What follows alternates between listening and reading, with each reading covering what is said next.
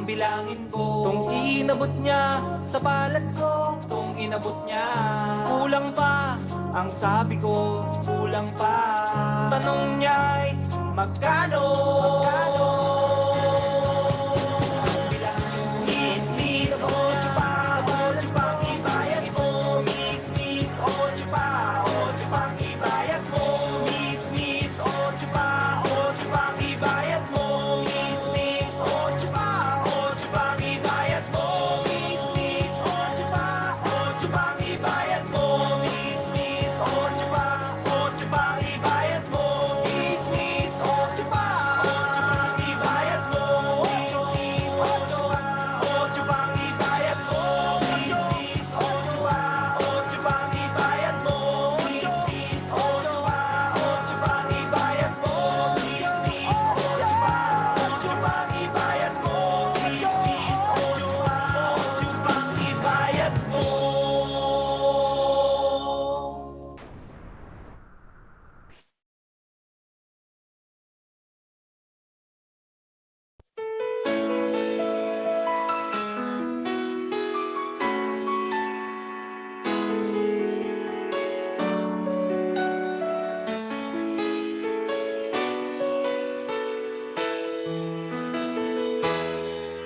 I remember the days when you're here with me. Those laughters and tears we shared for years. Memories that we had for so long, it's me and you. Now you've gone away, you left me all alone. Go on, do what you want, but please don't leave me. You break my heart. Hey, what should I do? If I'm missing you. Nella vostra pace.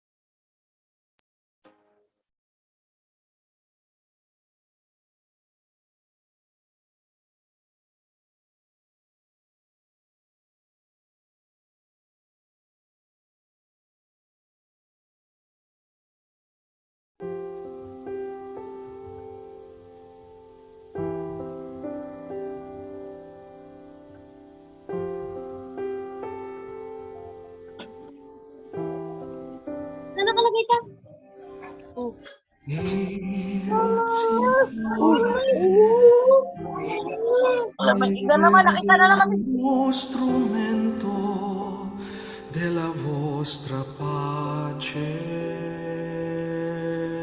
Lord, make me an instrument of your peace. Dove ci è odio, lascialo seminare l'amore. Where there is hatred, let me sow love. Dove ci è ferita, perdono. Dove ci è dubbio, fede. Dove ci è disperazione, sperare. Dove ci è nerezza, illuminarsi. Dove ci è la tristezza,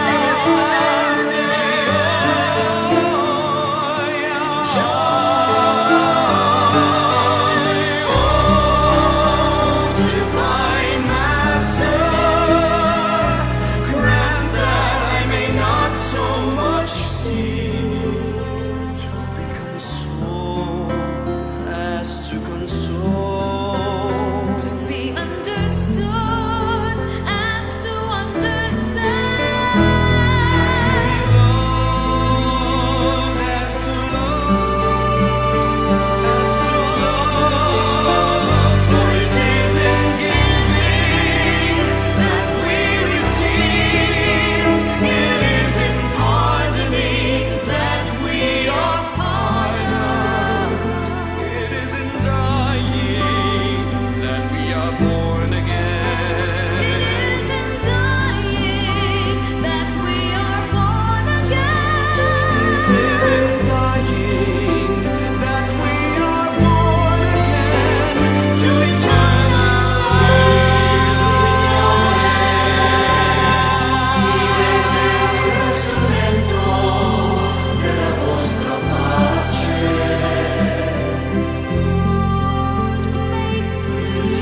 Lord, make me an instrument of your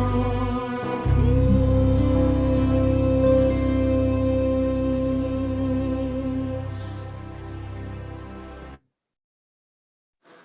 Good afternoon, everyone. Good afternoon, dear teachers, and welcome to our third session, our afternoon session for this Saturday. Konting announcement lang po before we start with this afternoon session. Of course, the attendance for session 3. Kindly accomplish that po. And then, also, I've posted this morning's presentation from Dr. Rico Jacoba and, of course, with co-facilitator Dr. De Malanta all the way from the United States. So, na-post na po yun. I hope by this time nagawa na po natin yung ating assessment for session 2. Of course, welcome to our newest annual member to the i.LEAD family, Sir Arley John Gasis. Welcome po to the i.LEAD family. You will receive your certificate of membership and your ID together with your certificates po sa division office po namin ipapadala. Kasama po ng ating certificates for this program. Of course, membership is open po until 5 p.m. po siguro today. Accomplish po natin if you are interested to become members so that we can send it together with your certificates.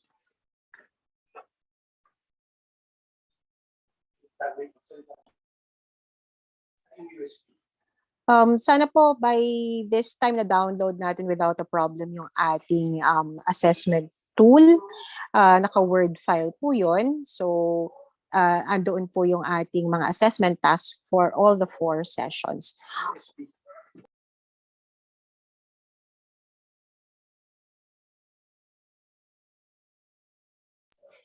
The submission also for the assessment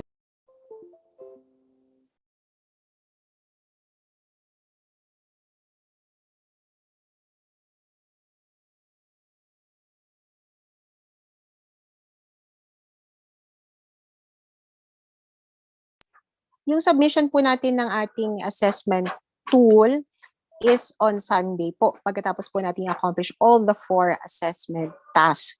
So don't worry po about that. Tomorrow po before we start with session 4, I will remind you po how to submit our assessment tool to the submission bin. Okay, let me introduce to you the third session for this afternoon. It will be about addressing issues and common misconceptions about learners with special needs. We live in a society that is quick to judge and stereotype. This attitude affects how teachers perceive learners with different needs and learning styles. So, kagaya po what we have been discussing this morning. This session focuses on creating a classroom that is more conducive to learning by taking into account the specific learning styles and needs of various learners. Our speaker for this afternoon is expected to present common issues and misconceptions about special students, and hopefully this will result in a more enlightened teaching attitude and approach in the teacher participants when you, our dear teachers, return to your own classrooms. Our expected learning outcomes for this afternoon first is to change and improve on misconceptions about learners with special needs, and to formulate appropriate approaches to maximize learning of special students in mainstream classrooms. Our assessment for session 3. So again, we have 2. First is self-reflection on what behaviors or practices of teachers and students lead to the propagation of misconceptions about learners with special needs. And for the highly proficient teachers, you're also asked to reflect on how to better support learners with special needs in their own schools and help create awareness and educate both teachers and learners or students on issues and misconceptions about learners with special needs. So this will be about our own experiences with students, different kinds of learners in our own classroom. And to help us respond to this this assessment task, we have with us this afternoon Dr. Mary Grace Gomez, all the way from UP Diliman. Doc Grace holds the rank of professor in the College of Education at the University of the Philippines in Diliman. She has earned an MA and PhD in education, major in guidance, and another PhD in education, major in SPED. She's also currently pursuing another MA in psychology, major in clinical psychology. Ladies and gentlemen, dear teachers, let's welcome our speaker for this afternoon, Doc Grace Gomez. Thank you Hello, very much. classmate. Hello, classmate. So, Doc Ria and I were classmates in college. And thank you very much for inviting me to today's session. And I hope that everyone is safe. Welcome po to another afternoon of learning. So thank you very much for choosing i.LEAD, and thank you very much for attending today's session. I hope that today will be full of learning. So let's start with a check-in activity. So check-ins are important to give everyone a voice. And of course, as teachers, this might be the only venue for them wherein they could express their ideas, etc. So this is the check-in question for today. The check-in question is the Mentimeter link is posted in the chat box. The question is, para kanino ka gumigising araw-araw? So this is your source of hope. It's very much important to identify sources of hope in these trying times. Of course, we are still in a pandemic, and it is quite difficult for us to navigate through life if we don't have sources of hope. So here, my check-in question. Para kanino ka gumigising tuwing umaga? Pero sa pamilya? Okay. Malaki yung font na sa pamilya, baka talaga sa pamilya. Para sa aking pamilya, to my future, syempre gumising ka para sa sarili mo. That's good, you motivate yourself. May pangarap ako, gumigising ako. Gumigising ako for my husband, for my family, sa pamilya, sa self, oo naman. Okay? For students, wow, teacher na teacher, para sa bahay. Okay? Para sa pera, Oo, kasi kung hindi tayo magtatrabaho, hindi tayo kikita. Tama ang sagot. Para sa bayan, may family, para sa may son, mag-aaral. Sa pamilya, sa aking pamilya, sa vocation. So, a lot of teachers have found teaching as a vocation. Okay? For my mission in life, for my family and self, para sa family at sa sarili. Family, para po sa sarili ko, sa pamilya at sa mga bata, for my family and self. Para sa sarili at mga estudyante ko po, para sa family and career. Para sa bills, hehehe. Yes, para makabayad. Family, the entire family, so that you can enjoy. Gumigising para sa kape at sa bayarin. To my pupils after family, for the family. Okay, good afternoon to the family. Ano pa kaya ang mga sagot? Thank you very much for actively participating para sa future ko. Yes, oo naman. Para sa mga estudyante, para mabuhay. Yes, that is enough encouragement for you to continue. Tingnan pa natin ang chat box, marami pang sumasagot. Family, pupils, and futures, family at marami pang dream. Para sa pamilya at sinumpaang tungkulin. Yes, ma'am. Okay, para sa Diyos, para sa pamilya, para sa aking advocacy. Advocacy ko sa teaching, for my loved ones and goals, para sa trabaho. Very active group. Thank you. Para sa family, pupils, and my pets. Yes, family dreams and career, pamilya, family. Makamit ang mga pangarap. Kaya ka gumigising. The family and the future. Para sa pamilya ko at sa trabaho ko, para sa akin at sa family. For my purpose-driven life. Wow, the family. Thank you very much for participating. Meron pa bang iba? Para sa trabaho. At nakalagay dito, para sa jowa. Okay. Para sa mahal sa buhay, my loved ones, myself, and Father God. And then my friends. Thank you very much. Very active group. Thank you very much for participating. Para sa mag-aaral at para mag-aral. Oo nga, ito na nga. O, ano bang gusto ba ni Jaden? Okay, thank you very much for participating in our Mentimeter activity check-in session para kanino ka gumigising araw-araw. And then let's go to the objectives of this session. What do you expect? What the session will be? So first and foremost, we identify the red flags of disability. I'll be talking about developmental delays, academic delays, and of course, we have to talk about emotional and behavioral disorders. Marami po kasing instances ng self-harm and suicidality. Na-acknowledge ko pa rin po ang mga naglagay ng kanilang mensahe sa chat box para sa ikagaganda ng buhay ko at ng buhay ng mahal ko, sabi ni Ma'am Jenicel at sabi ni Ma'am Nancy, for the family and work. Thank you very much for participating. And then we identify misconceptions about disability and we identify the different placement schemes for persons with disability. And yes, they can become. Now, let's have a short quiz. So let's have true or false, debunking some misconceptions about disability. Okay, first question, true or false? Every child with disability has the potential to become. True or false? True, true, true, true. Sabi ni Ma'am, true, true, true. Yan. Okay. Of course. True na true po yan. Thank you very much. Sige, sagot pa. I am so happy that the participants are very active. So here, true po, true po. Okay, tingnan natin ang sagot.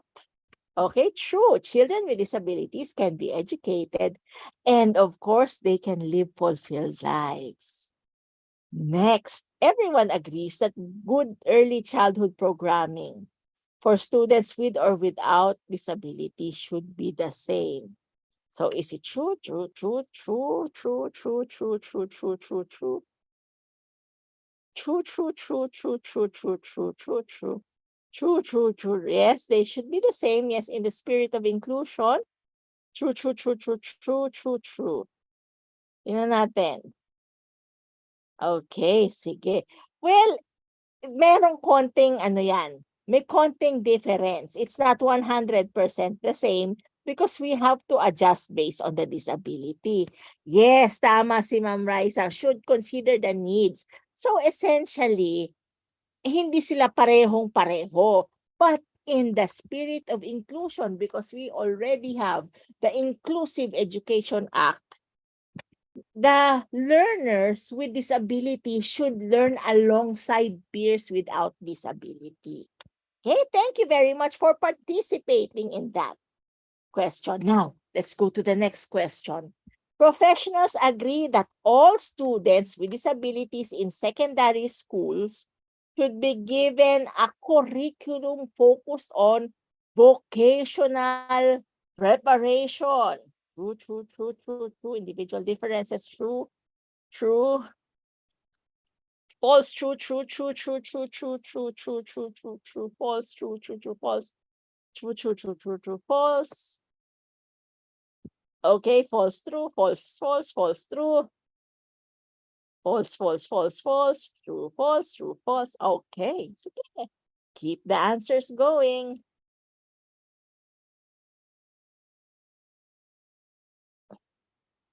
False, true, false, false. Okay. Okay, it's false because professionals are in conflict. Well, let's contextualize the answer. If you have students who can make it to college, you of course give them the general education curriculum. However, if you have disabilities in the moderate to severe disabling condition, you should be able to gear the preparation towards vocations. So ano ba dapat ang gawin? Should they go in a self-care? Should they engage in self-care first? Kasi merong mga children with disabilities na pwede lang self-care ang ituro. And then another strand would be, would you go for menial jobs or jobs at home? And then third is, could you work in an office? Could you work as a clerical intern? Could you be able to work in a small sari-sari store? Whereas, for those with physical disabilities, you can have college preparatory courses. They could pass college entrance exams. Okay, now, thank you very much for participating in our game on disability awareness. Okay, now we go to the main discussion. I first start with the D's of a disorder. I will tell you if the discussion will come from a special education perspective, a clinical psych perspective, or a counseling perspective, or a general ed perspective. Now we look at the D's of a disorder. I'm looking at disorder from a psychological perspective. It's important that as educators, we learn that there are many lenses that we could use. What are the D's of a disorder? Deviance, dysfunction, distress, and danger. Let's take a look at it. When you say deviance, the thing that comes into mind for most people would be statistical deviance. How does the behavior occur? How frequent the behavior occurs? Sometimes the behavior could occur all the time, but sometimes the behavior doesn't occur. So, kung most of the time, nandito siya sa gitna ng normal curve, andyan yung average. If these were IQ scores, nasa average score yung mga participants. So, that is between the 40th to the 60th percentile. And then, nandito ka sa upper 5th percentile or lower 5th percentile. So, ito na yung mga hindi laging nag-a-appear. Now, upper 5th percentile, you have gifted children. And take note, giftedness is not a disability. It can be an exceptionality when you look at statistical deviance. But giftedness is not a disability because I have seen textbooks locally produced textbooks that say giftedness is a disability. No, it can be an exceptionality if you look at the normal curve. If you say disability, there are criteria that are met for the disabling condition. Whereas if you say it's intellectual disability, formerly known as mental retardation, you have here a disability because the student would need extra support. And for kids with intellectual disability, they cannot adapt to activities of daily living. That's why it becomes a disability. And then we have social deviance. Most people in the community find the behavior to be odd or totally different. Ayan ang example. Nakakakita ka ba ng tao na nanunutok ng baril araw-araw? Nako, mukhang hindi. So, that is considered as a social deviance. Now, let me ask you, is this deviance? You can use the chat box. Yes or no? Is this deviance? Di ba parang usong Halloween ngayon para yata siyang Halloween star. Okay? Yes, that these are really interesting. So this one, is this deviance? Well, do you see people wearing tattoos like that? It is deviance, yes. It is deviance because you don't see people wearing tattoos like that. But of course, would there be other conditions fulfilled? Kasi syempre, masquerade party. If you were in a masquerade party looking like that, it won't be deviance. But if you were walking around the streets like that, definitely that's deviance. But it doesn't necessarily mean that it's a dysfunction. Because for all you know, this person is a tattoo artist and is just expressing her feelings. Okay? So we go to dysfunction. Yes, if she's always wearing that tattoo and she's the only one wearing that tattoo unless she belongs to a community that wears that kind of tattoo. Now let's go to dysfunction. It's a point at which a person has a significant impairment in a life area, work, home, interpersonal relationships, or social life. So this person might be clad in tattoos, but could be a very good mother or could be a very good sister. So there's no significant impairment or could perform well in art school. Okay, so dysfunction because of severe anxiety, Christina cannot go to work anymore. So dysfunction, people with severe depression cannot work anymore. Sometimes they can't even read. Nangyayari yan. Kaya ang depression, hindi yan, ay, binabaliwala. Pwede kasi siyang lumala. Ang ADHD, hindi rin binabaliwala. Kasi balang araw, magiging problema yan sa work, magiging problema yan sa behavior at school. And then, the deficits in social skills made Sue withdraw from school clubs. There's already a dysfunction here. Okay, struggling to switch between tasks. Yes, that is also a dysfunction, but it doesn't necessarily mean that if a student struggles to switch between tasks, there is already a disorder. Doesn't necessarily mean it is a red flag.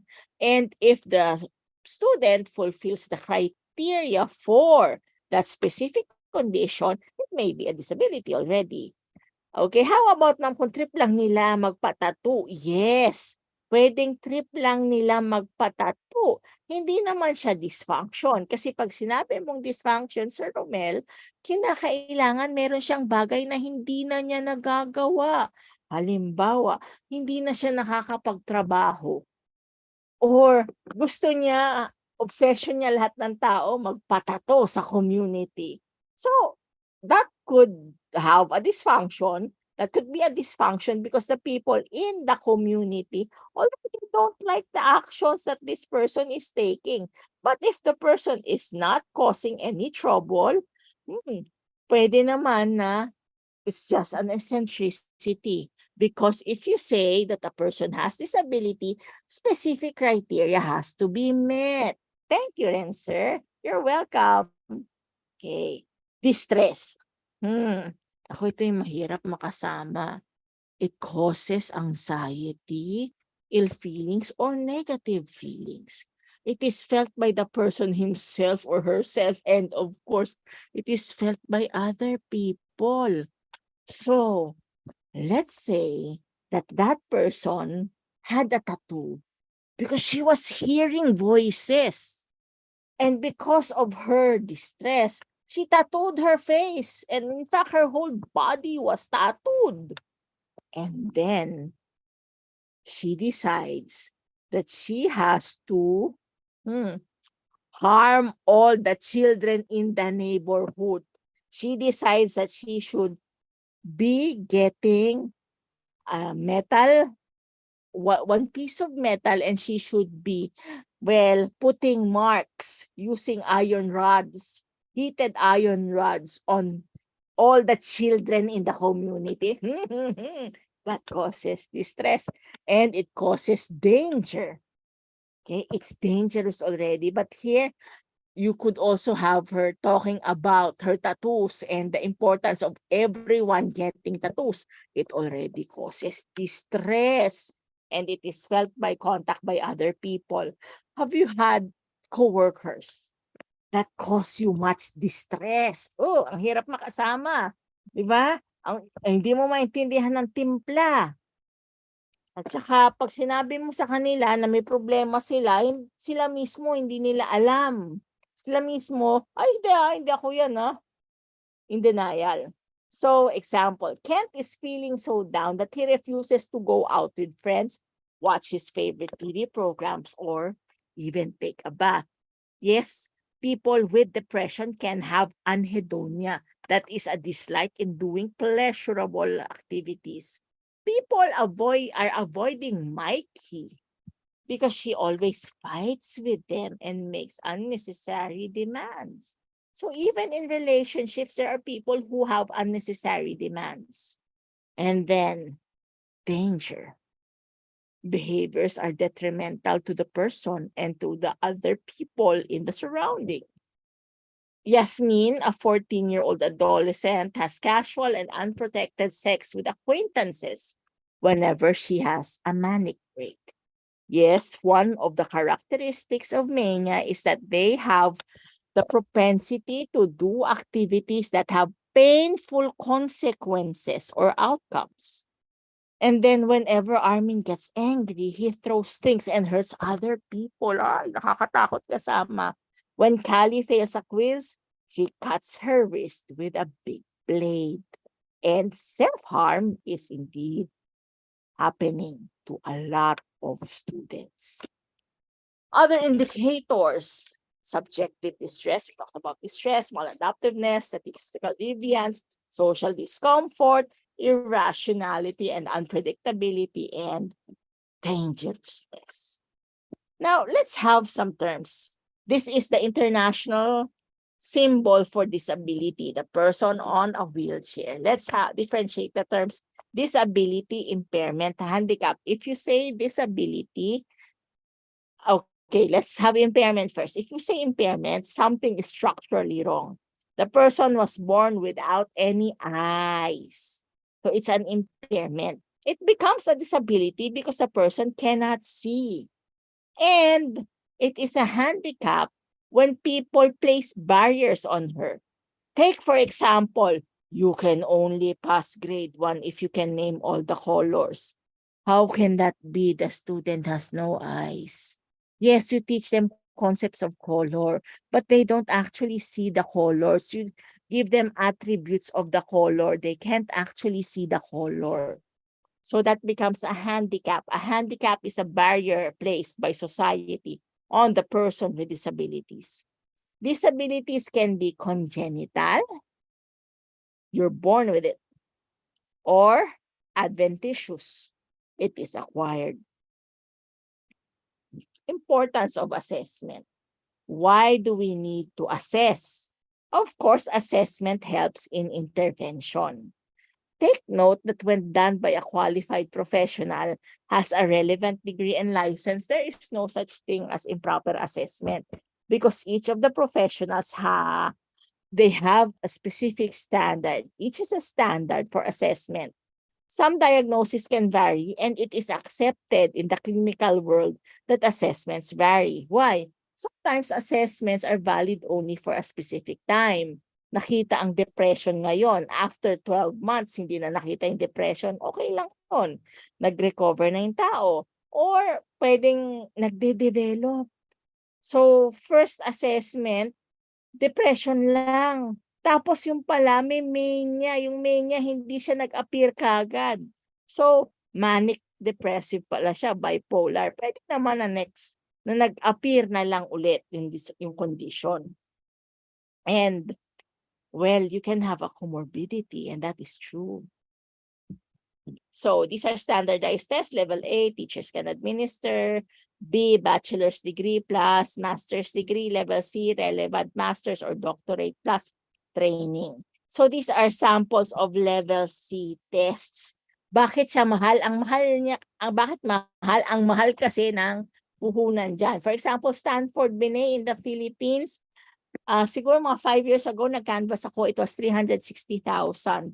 If you buy it from Singapore, kasi hindi na pumapayag ang Pearson US, $1,500. I bought my standardized test ng it's an achievement test, 65,000. Yes, ganun siya kamahal.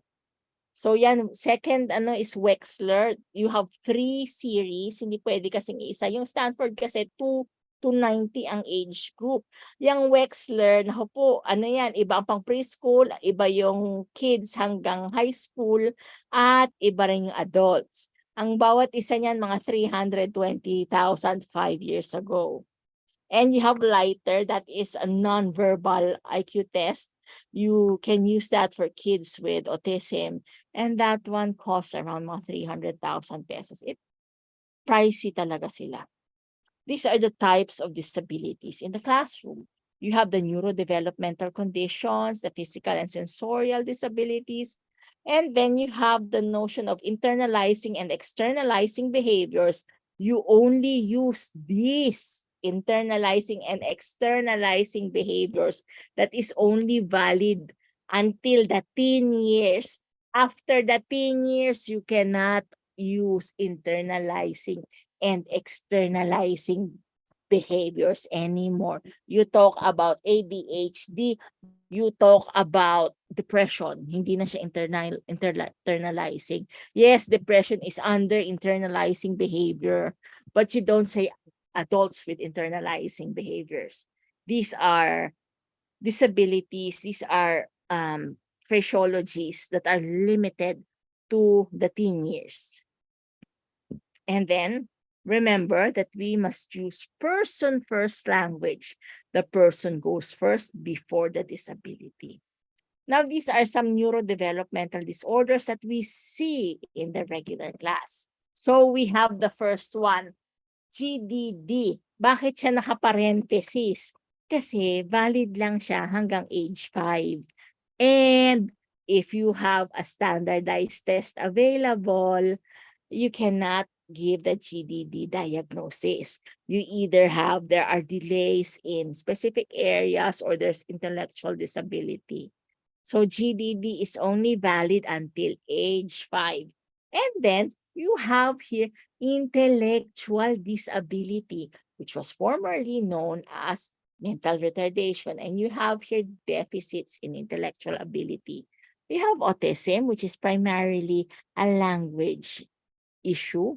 And then you have ADHD and SLD. Dati dyslexia, dyscalculia, dysgraphia. Ngayon you call them SLD because they have identified that there are specific areas in the brain that have issues, and this can cause you learning disability. Sometimes also the learning disability is visual in nature.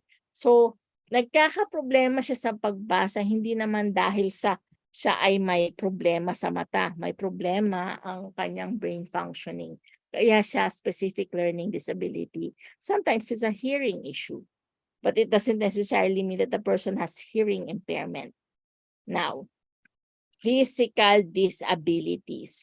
2 types, you have muscular disabilities and you have skeletal disabilities. So muscular, So, for example, you have a progressive, you have muscular issues na meron kang hypotonia, so low muscle tone, hindi sila makatayo, or there are conditions wherein the muscles would get weaker and weaker as the person ages, and then skeletal disabilities would include disabilities of yung wala kang limbs, wala kang kamay, or there could be problems with the bones. Mabilis siya mag-crack. So there's a skeletal issue. These students go to the regular class. And then you have the deaf and the blind. I saw the picture of this boy. I was able to assess that boy. It's online when he was 5. He is very good. Even if he was born without sight, he could describe things very, very well. Okay. Paano yung marunong siya magbasa pero di po siya nakapag-eye contact? Di rin po nakikinig at takbo ng takbo, may sarili pong mundo. Okay, meron po kasing incomplete information po tungkol dito. So, hindi siya nakikipag-usap. Pwede po kasi siyang character trait. Pwede rin po siyang hindi siya naturuan na makipag-eye contact. At mahilig tumakbo, may sarili pong mundo. Marami pong reasons yan. Kaya hindi po natin ma-pinpoint now kung ano po ang kanyang exact disability kasi marami pong factors na kailangan i-consider. And of course, you go through formal tests. So the deaf and the blind. Yung ibang mga deaf nga naman, gusto nilang mag-sign language. Gusto sign language. Yung iba naman ay oral communication. So they make use of their voice. Yes, they can be trained how to talk even if they are deaf. May mga techniques para maging oral sila, makapagsalita sila through oral language. And then, mabigat to. Internalizing conditions. Nasa chat box, advice ng parents, ipa-check sa doktor. Pa-check po sa developmental pediatrician. Tama po. Developmental pediatrician. Okay.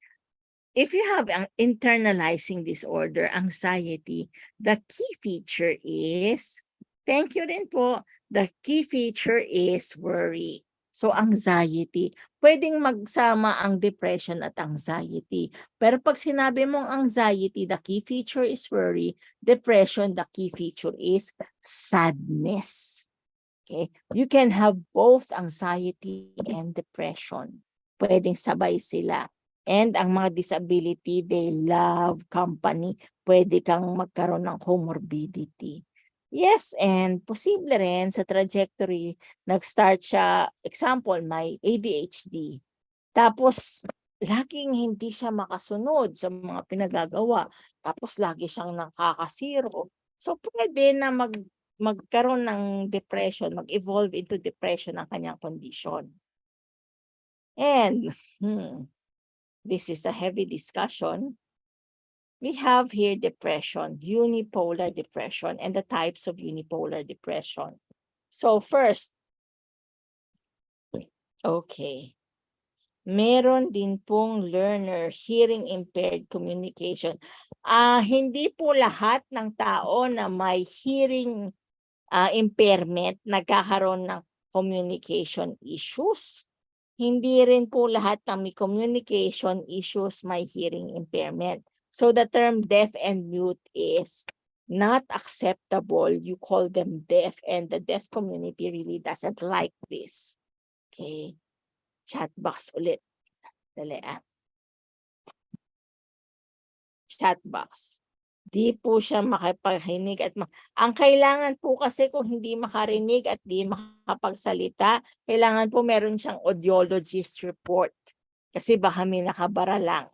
So, audiologist po ang nakakatulong dyan. So, you have MDD, single episode, full recovery. So, this is the first. Ito munang pag-aralan natin. MDD, single episode, full recovery. You would see here that the black line is a line that denotes that, okay, The black line is the normal mood. So normal mood yung tao, biglang babagsak and then normal mood ulit. Nag-depression siya and then normal mood na siya ulit. Single episode. MDD is major depressive disorder. Single episode, once lang nangyari and then there is full recovery. Second, MDD recurrent full inter-episode recovery. So, normal, na-depress, gumaling siya, normal ulit, na-depress, naging normal siya ulit, nagka-depression siya ulit. So, there is full inter-episode recovery. And then, MDD, that is recurrent without recovery. So, normal mood, depressed, and then hindi na siya pumupunta, take note, wala na siyang normal mood. Babagsak ulit ang mood and then never siyang nagkaroon ng recovery. So it is recurrent and without inter-episode recovery. So tatlo na natatapos natin. And then you have here dysthymia. Consistently mababa ang kanyang mood. So this is persistent depressive disorder which was formerly known as dysthymia. So ang example niyan sa cartoons, kung titingnan mo, kung may example si Eeyore. And then you have MDD recurrent superimposed on dysthymic disorder. So you call this double depression. So yan, double depression, hindi talaga normal ang kanyang mood. Mababa talaga at it's either mababa o mas mababa. So this is called dysthymia and it is also known as double depression. Okay. True po ba na kapag bingi ang bata ay di na rin makakapagsalita? Hindi po. Pwede po kasing bigyan ng oral and auditory training, makakarinig po siya.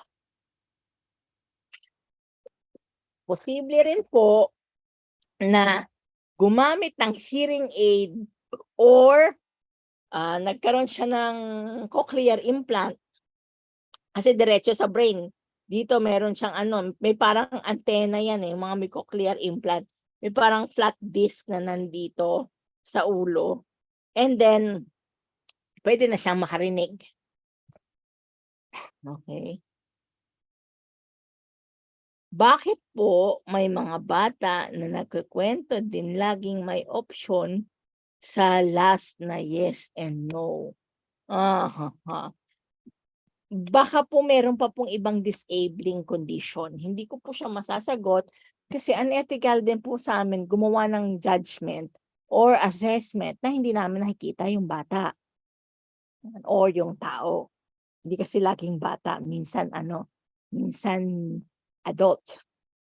Okay, thank you. And then we have here bipolar depression. Okay. So bipolar depression na tayo. Tapos na tayo sa unipolar. We go to bipolar disorder. You will see here na merong mataas, may mababa. So M capital refers to mania. Small m is hypomania. So bipolar 1, nagme-mania siya, nagde-depression, nagme-mania, nagde-depression. So kawawa kasi meron siyang halimbawa propensity to do activities that have painful consequences or restlessness. Hindi sila minsan nakakatulog kahit pagod na sila. So bipolar 1. Ang pagkakaiba lang ng bipolar 1 sa bipolar 2, mas maraming characteristics ang bipolar 1. Yung bipolar 2, sometimes people rely on their hypomanic break. So small m is hypomania in order for them to continue. Mahirap siyang i-manage kasi yung tao, pag nag-depression, biglang mawawala na siya ng hope. And then, pagka nasa taas na siya, medyo okay na, elevated yung mood niya, mafe-feel naman niya na okay, andito ako, mataas ang mood ko, pero wala naman ako nagagawang productive. So, it could be very difficult for them. The people who have been diagnosed with bipolar disorder are given mood stabilizers. People who have depression are given antidepressants. Hindi mo pwedeng bigyan ng antidepressant ang iyong may bipolar disorder, bipolar depression kasi lalo silang magiging manic. And then externalizing. You have conduct disorder. Naku, ito yung mga pwedeng manunog ng eskwelahan. Ito yung nananakit. Ito yung pumapatay ng mga hayop. So, conduct disorder.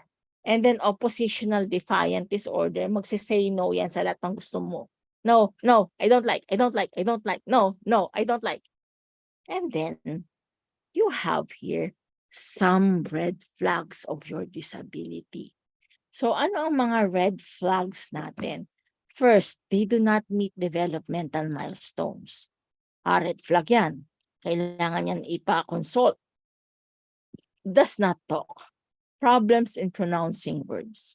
There's trouble in finding the right word. Difficulty rhyming. Trouble learning the alphabet, numbers, colors, shapes, and days of the week. And then there's difficulty following directions or learning routines.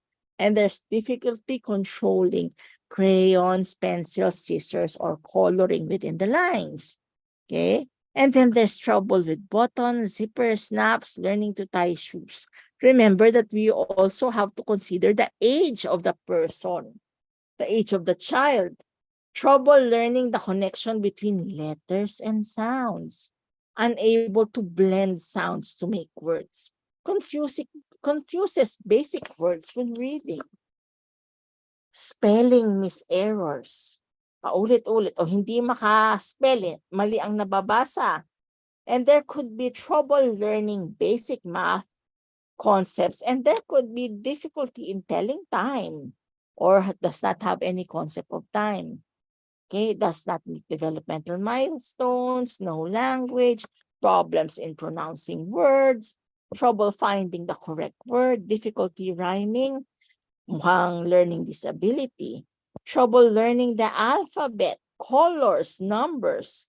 Kahit na isang linggo mo nang tinuturo yung color brown, ang sagot pa rin niya, green or violet. Okay? Difficulty controlling crayons, pencils, scissors, or coloring within the lines, etc. Trouble with buttons and zippers, trouble learning the connection between letters and sounds, unable to blend sounds, confuses basic words when reading, misspells words, math concept difficulty, difficulty with reading comprehension or math skills, trouble with open-ended questions and word problems, and they can dislike reading or tasks that have multiple instructions. There could be poor organizational skills and there could be trouble following classroom discussions or yung mga pinag-uutos ni nanay at tatay hindi masunod. There's also poor handwriting. And then there could be limited use of gestures such as give crayon, give pencil, hindi nila alam yon. Or what do you want? Hindi nila maturo kung anong gusto nila. There could be delayed speech sounds, no social babbling, no chatting. Nung bata na ganyan lang siya, hindi siya gumagalaw, hindi siya nagre-respond. And then there could be odd sounds and unusual tone of voice, difficulty in using eye contact, gestures, or sounds or words all at the same time. There could be little or no pretend play. Di ba yung mga bata mahilig mag-teacher-teacheran tayo.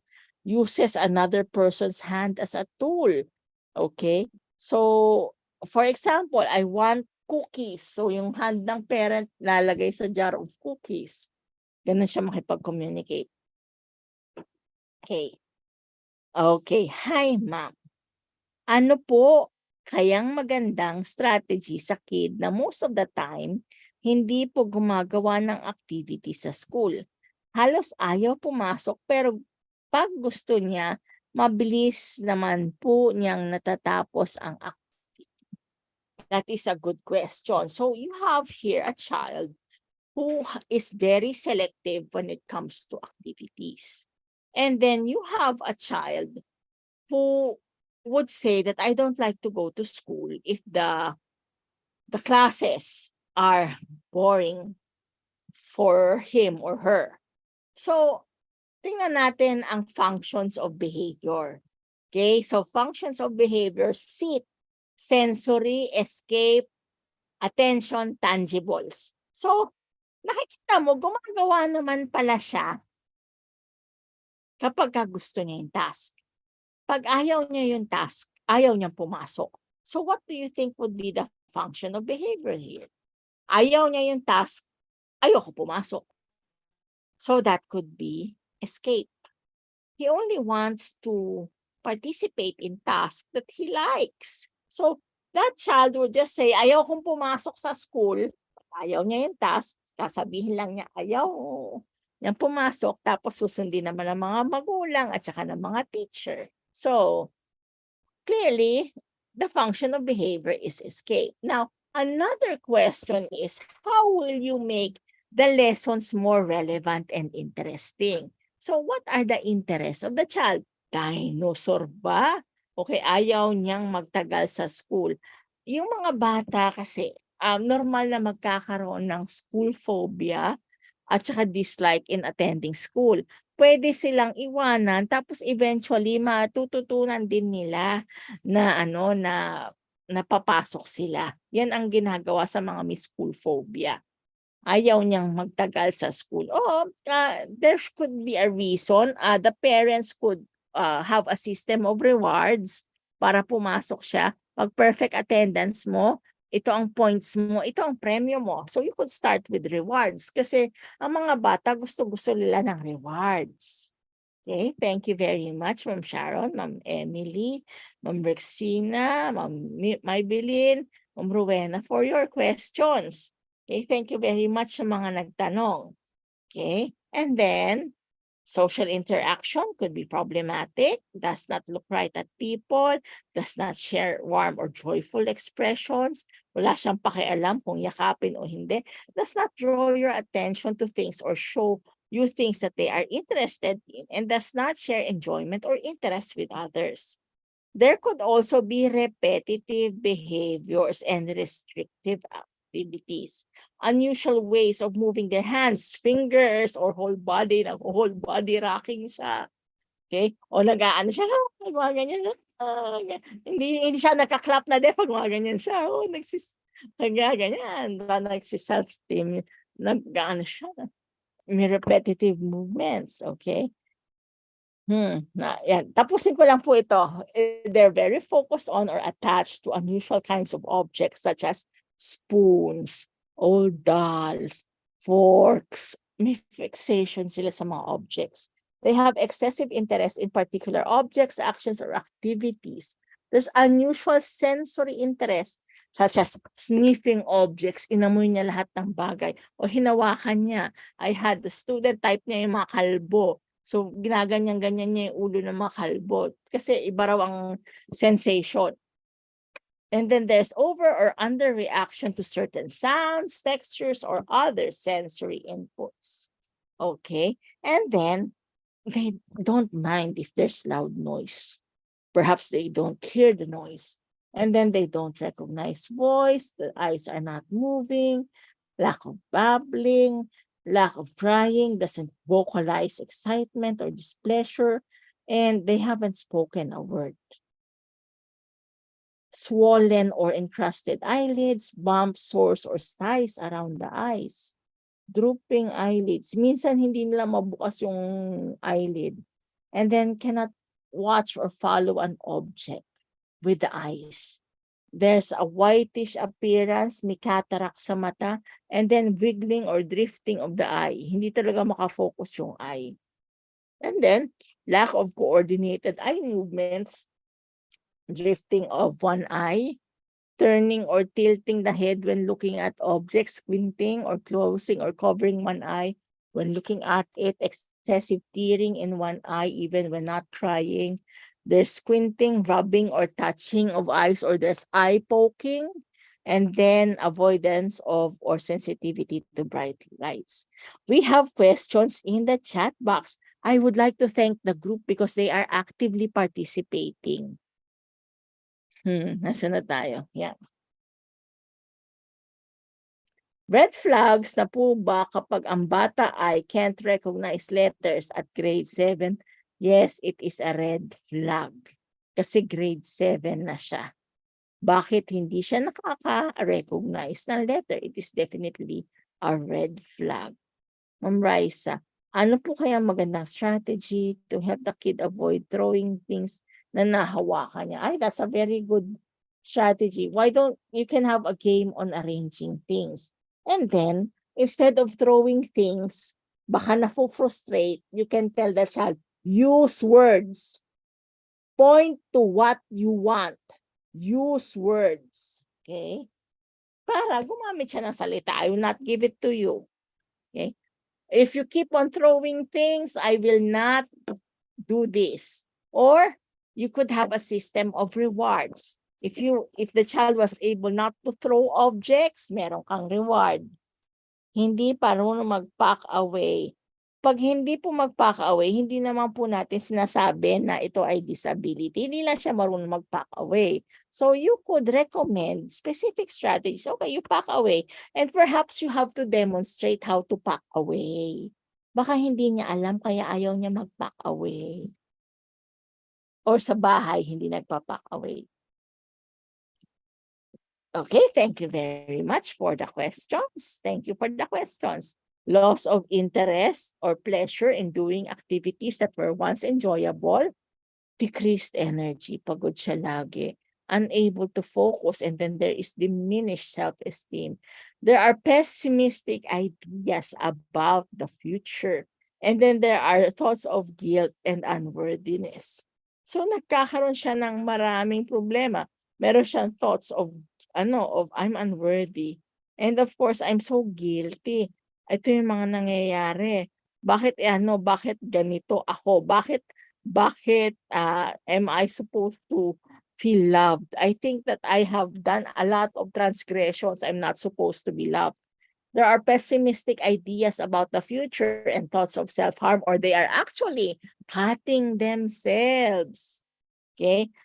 This difficulty in sleeping and loss of appetite, lower pain threshold along with an increased back pain, aches, or even headache.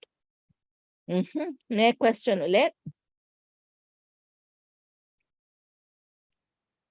Pansin ko lang po na ang mga batang may special needs, English po ang language na gamit nila.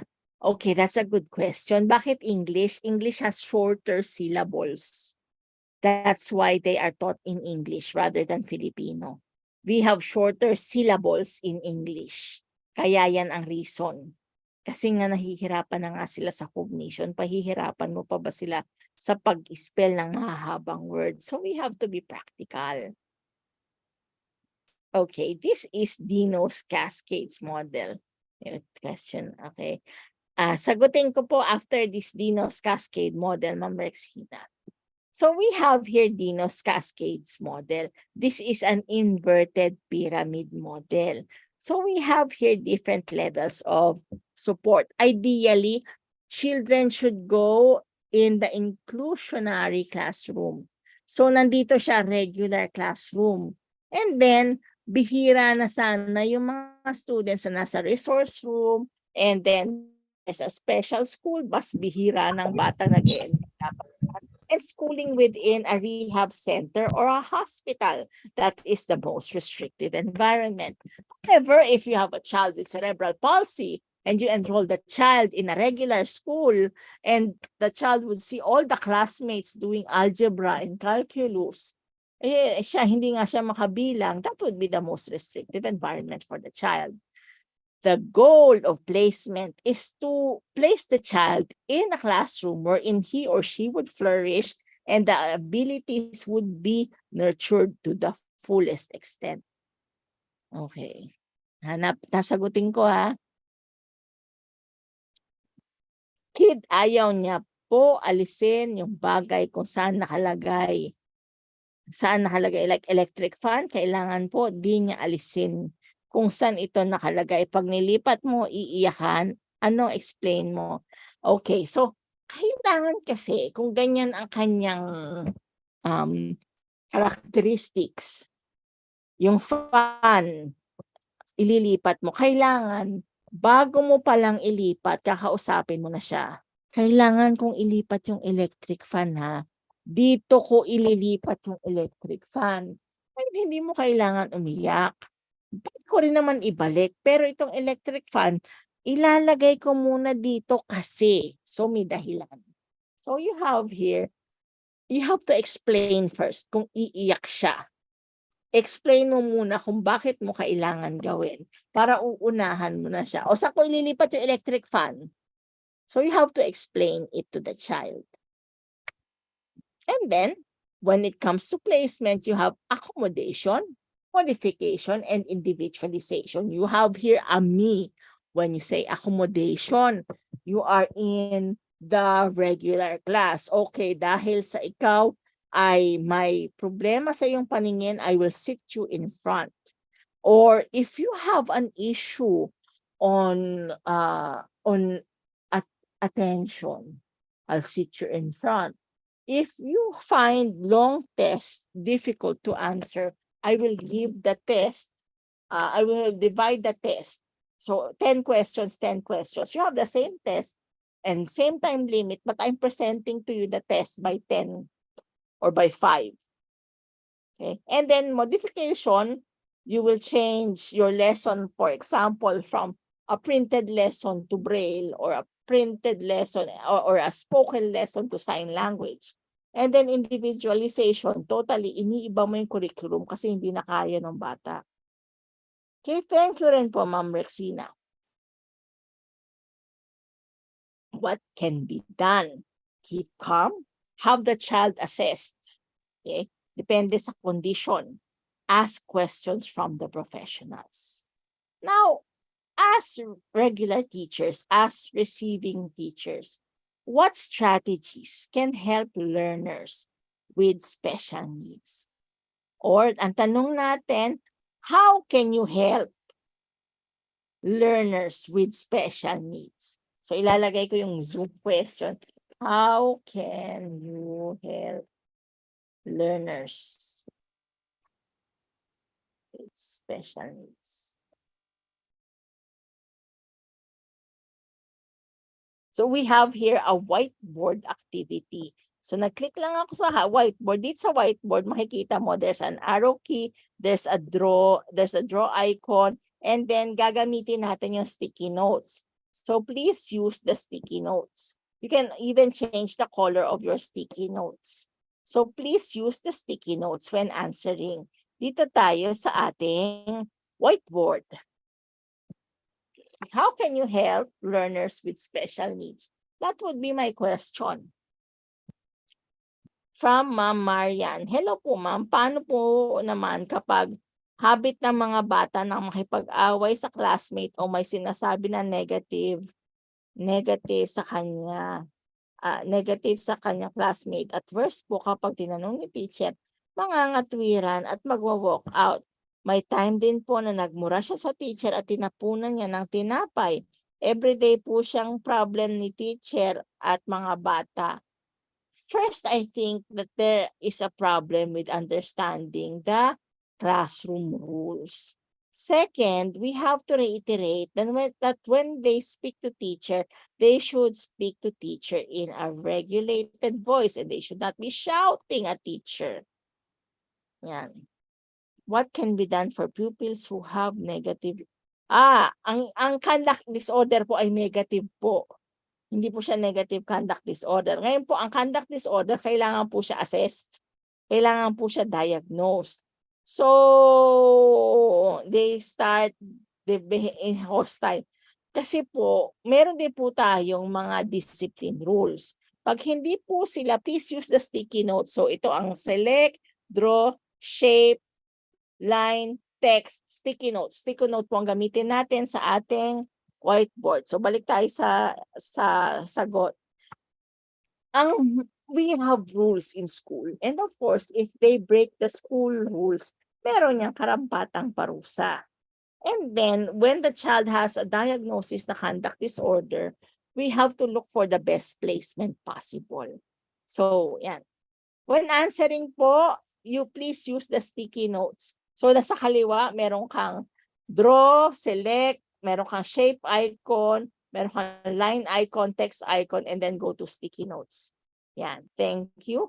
Nagtatanong na, kanina pa nag-start ang tanungan, even nung di-discuss pa. Thank you also, Ma'am Marian. Keep things simple. Yes, you can keep things simple. Let's use our whiteboard.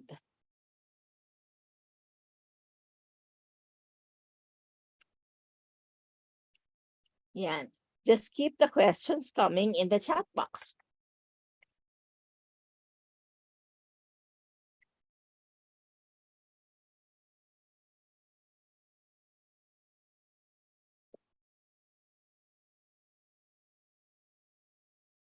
Yan. Naka-whiteboard lang po. Pupunta lang po kayo sa whiteboard. Ito pong gamitin yung sticky notes. Yung square na nakatupi. Huwag niyo pong gagamitin yung pen. Napakahirap gamitin ng pen. Sticky notes pong gamitin nyo. Yan. Sticky notes.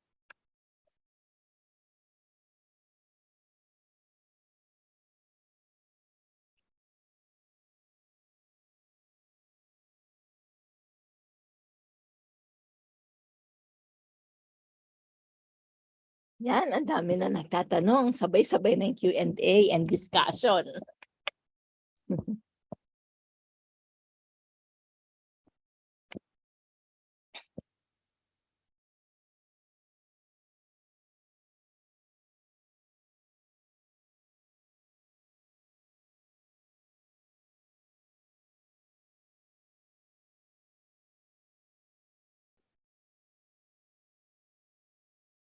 Yan po, yung po tanong isulat niyo po sa chat box. Keep things simple and give them opportunities to explore.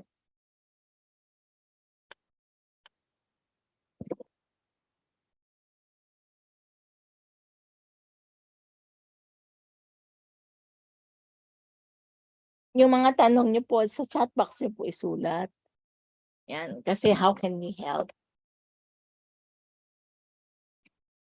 Okay, keep things simple and give them opportunities to explore new things. Very good.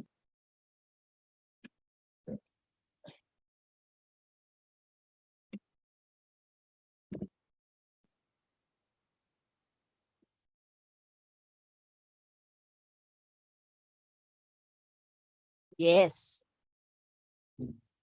Meron pa po ba? Ito. Meron pa.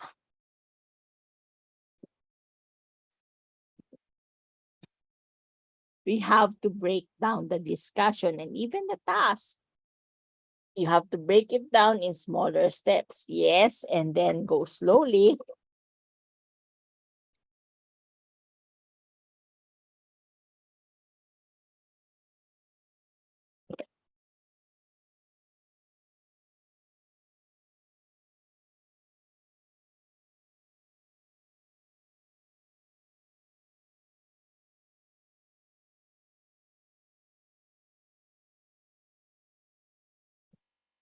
Okay, just ask the questions in the chat box.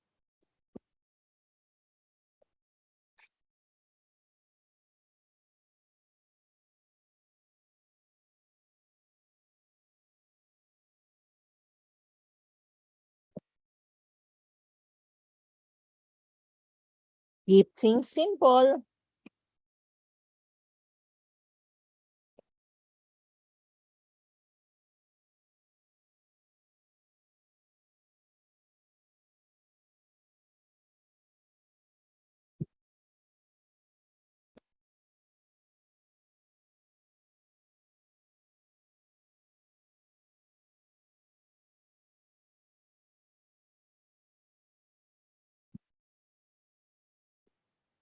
Okay, what else could be done?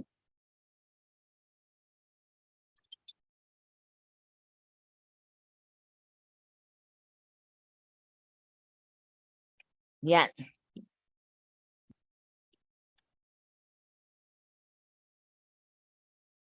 You can also use the chat box if you are having difficulty accessing whiteboard.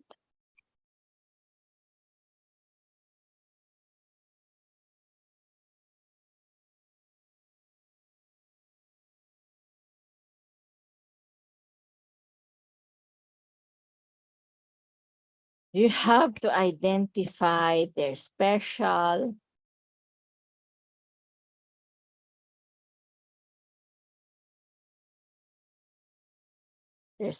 needs.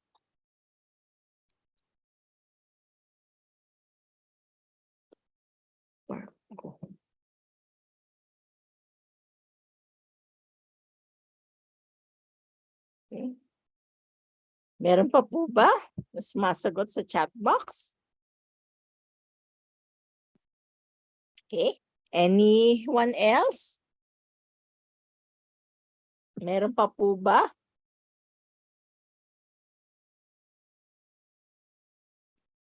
Yan, nakapagsagot na. Sana po sumagot din po sa whiteboard o kahit na sa chat box.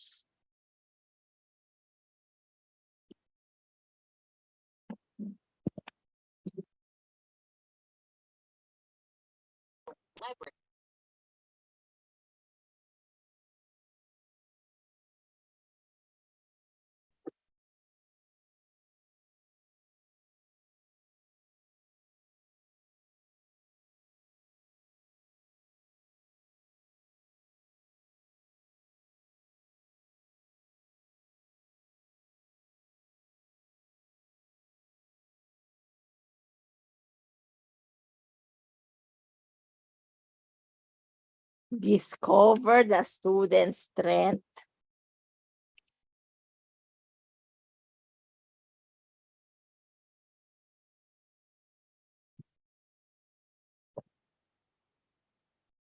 Make learning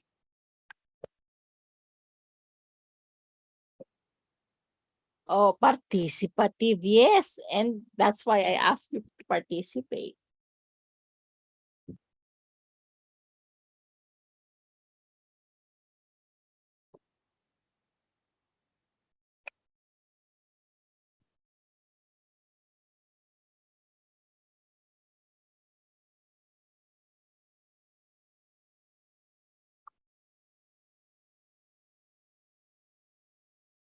Meron pa po bang mga tanong? Natanong na lahat? I need to identify or determine their special needs. Okay. May sagot. I want to determine and then find ways to address it. Assess their individual needs. Yes, correct po. And address what they need. Assessment always goes first. First, identify the red flags. Yes, you can help identify red flags and choose activities. If he likes to draw, let him draw. Okay, thank you. Ask or interview the parents for data first from the start to find ways to help. Yes, very good. Know the client first.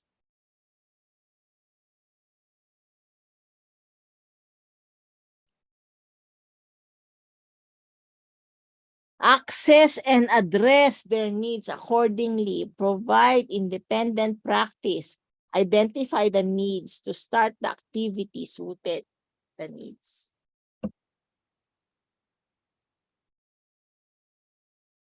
Okay. Yeah, so thank you very much for participating. Motivation, yes, be consistent. Show them that you really care. They know who's genuine and who's not genuine.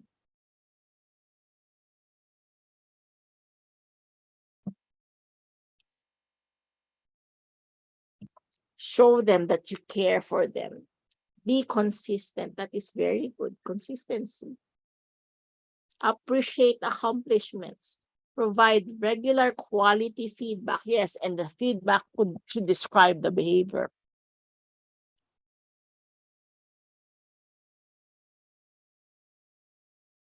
Regular quality feedback. Yes. Scaffolding. Yes, that would help.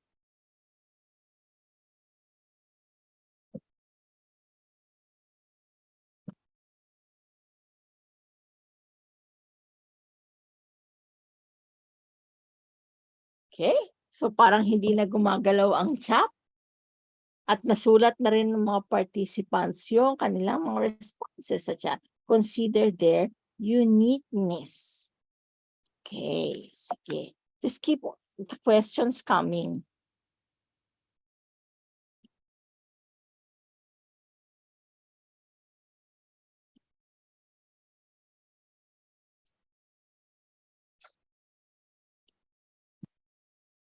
help my learners, I should have the skills in understanding deeply their behaviors. So I could give the correct intervention or strategies for them. I should be able to be open-minded, yes, and have very much patience. Okay. Keep a track record of their activities. Yes.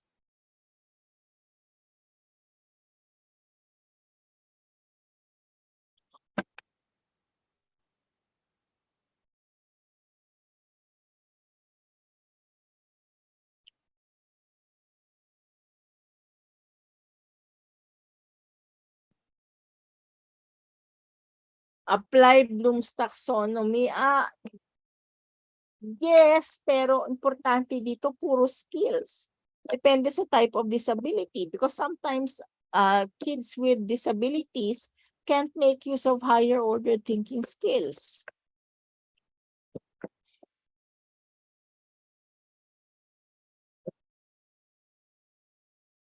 Giving them simple activities. Yes, that's true. Make them feel that they can become very good.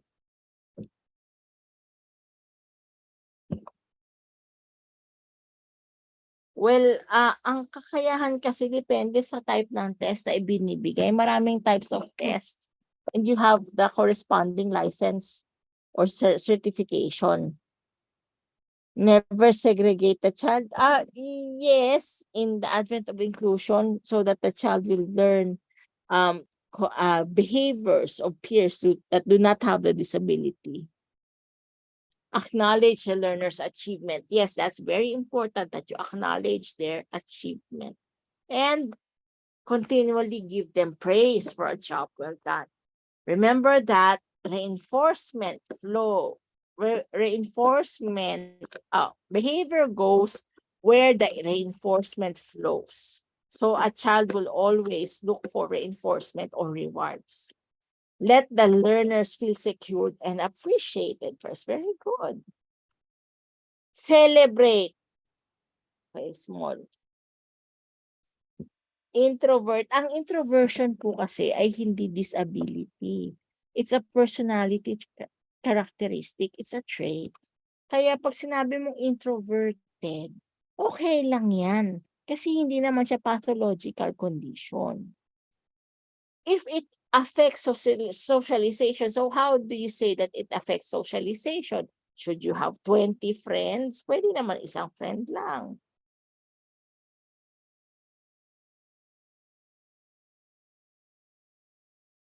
Okay. Present information visually. Give them activities that are suited to their skills, interests, and abilities. Okay. Create a network with the students' parents and the teachers along with teaching the students.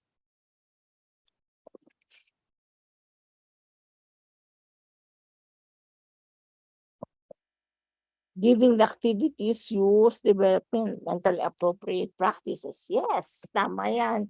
And of course, disability appropriate. Kasi, halimbawa, papaname ka ng colors, wala namang mata, hindi pwede yon. Provide activities that encourage them to participate. Yes. Appreciate. Tama. Ask the right question. Okay, that's correct. Other learners are aware. Yes, awareness campaign is very necessary so that kids with disabilities will get accepted in the regular school. Okay, are there more questions? Can male teachers, it depends kasi we have a law on inclusion.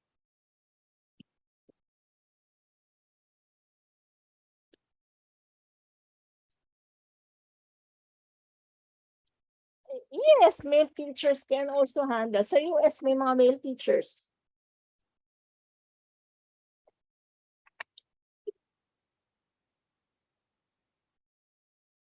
Syempre, hindi naman siya makaka-write kasi may visual impairment siya. Hindi naman siya nakakakita.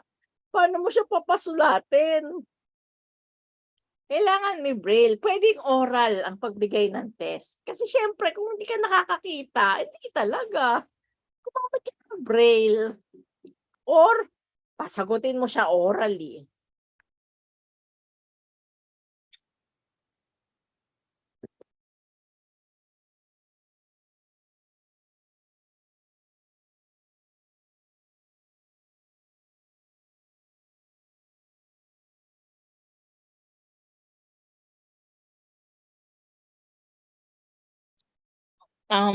Kasi yung sa 5-year-old na hindi nagsasalita, marami po kasing factors yan. Is there really a language delay? Speech pathologist po ang makakasagot niyan.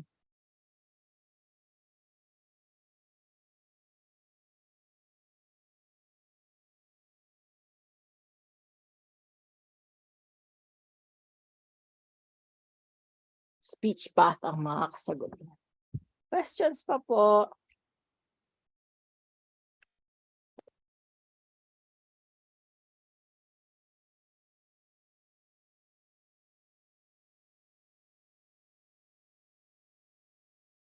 Questions?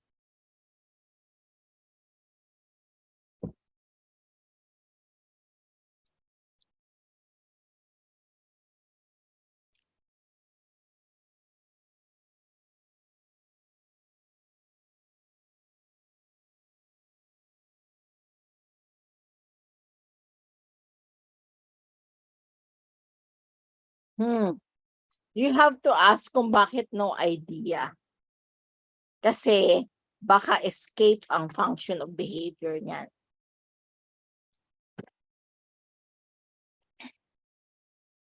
Ganito po, ma'am, kung may speech problem, dapat nga bang mag-oral recitation?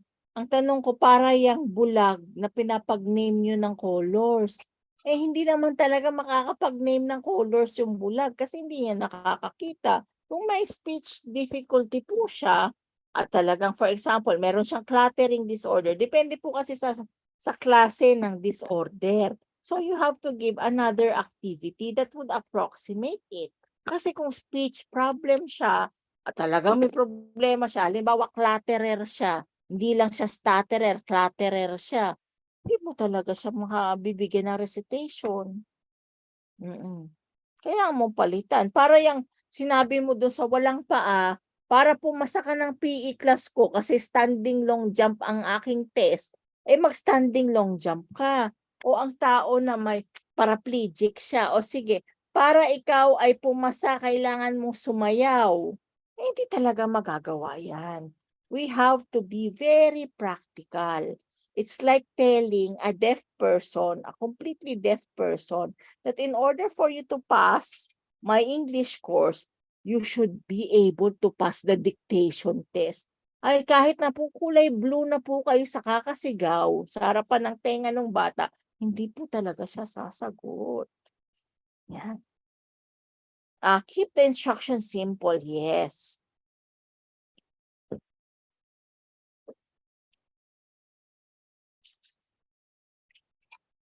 Paano kaya matutulong grade 5 na hindi ma'am, baka po kasi kung grade 5 hindi nakakapagsalita, there could be an alternative form of communication kasi matanda na siya. Usually hanggang grade 3, kapag ang mag-a-attempt ang speech pathologist, pagka ganyan na po kasi katanda yung bata, an alternative mode of communication must be given. So, pwede siyang picture exchange communication methods. Pictures ang gagamitin niya. Ang autism po kasi at lahat ng mga disabilities ay for life. You learn to adapt with the condition. Thank you also. Hindi siya gumagaling kasi hindi naman siya sakit.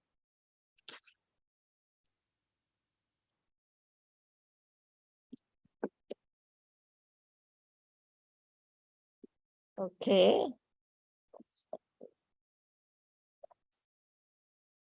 Okay, bullying. You should have bullying policies in school.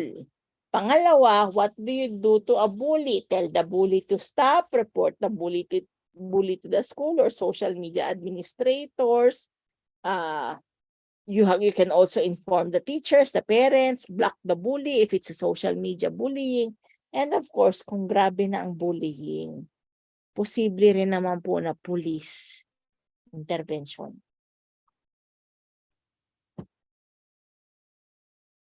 Yan ang ginagawa sa bullying.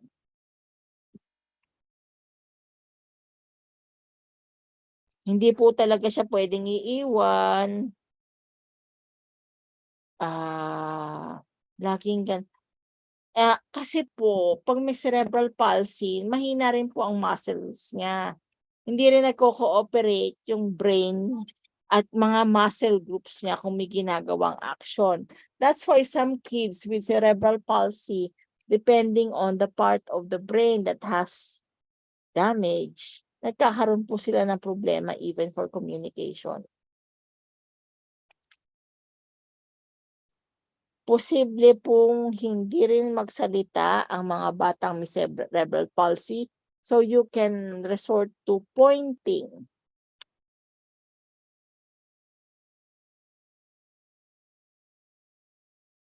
Pag sinabi po nating handicap, it is a barrier placed by society. Halimbawa, para pumasa ka sa test, si Ramon, halimbawa, walang paa. Ramon, para pumasa ka ng test, dito, kinakailangan mong tumakbo mula point A hanggang point B. Walang paa si Ramon. It would be impossible for him to do so.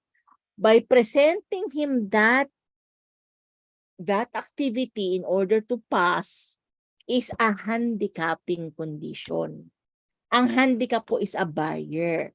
Now, ang impairment is a structural issue. Ang disability is something that cannot be done because of the structural issue. So, kung handicapping condition, kayo po ang cause nun. Kasi society is the cause. Kayo po ba, Ma'am Risa, ang cause ng handicapping condition? Oh, may mental at physical problem. Grade 6. Ngayon po, pag nasa regular class siya, you have to coordinate with a SPED teacher. Hindi po pwedeng reverse inclusion. Kasi nasa inclusive class na siya. Perhaps you should go by individualization of activities na. Kasi kung hindi po siya nakakapagsalita. Ngayon po, pag sinabi niyo po kasing handicap, kayo po ang cause ng problema dun sa bata. Yun po ba ang ibig niyo sabihin, Ma'am Risa? Kasi sinabi mo handicap siya. Kayo po ba ang cause ng handicap? Society po ang nagko-cause ng handicap. Yan. So, baka may disability siya.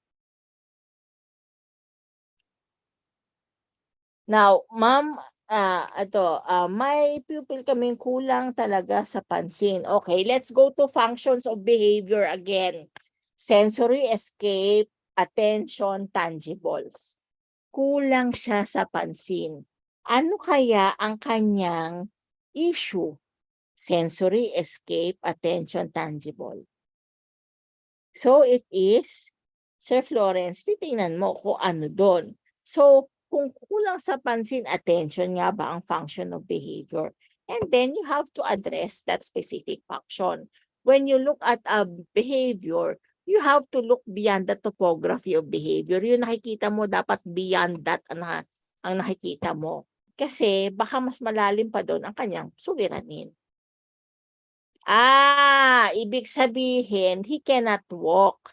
Hindi siya handicap or he uses a wheelchair. Kasi hindi natin alam kung paraplegic ba siya, kung ang cause ba niya ay cerebral palsy, ang cause. Okay. So, kasi meron po siyang multiple disabling conditions. Ang problema po kasi never siya na-place sa SPED, nasa regular class siya. That means since he is already in grade 6, the student remains in grade 6. Now, it is very important to have an assessment of the child kung bakit nagkakaganon siya. Kasi mahirap din po mag-conclude kasi hindi ko po siya nakikita. Pero Kung nandyan na po siya, oral, mental, physical, walang problema.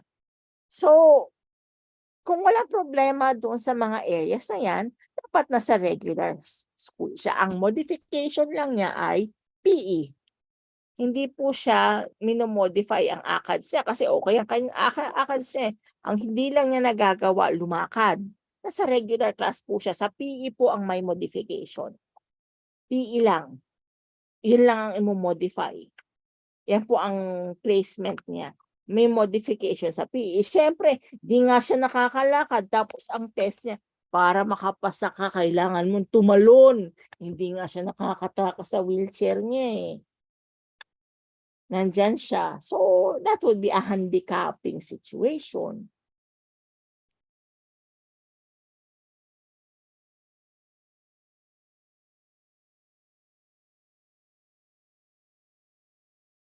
Questions?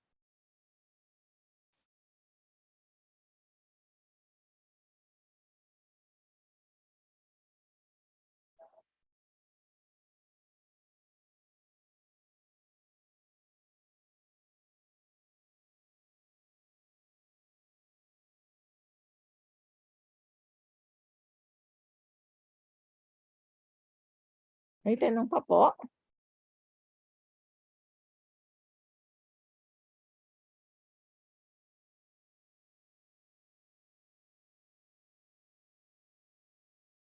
Meron pa po bang mga tanong?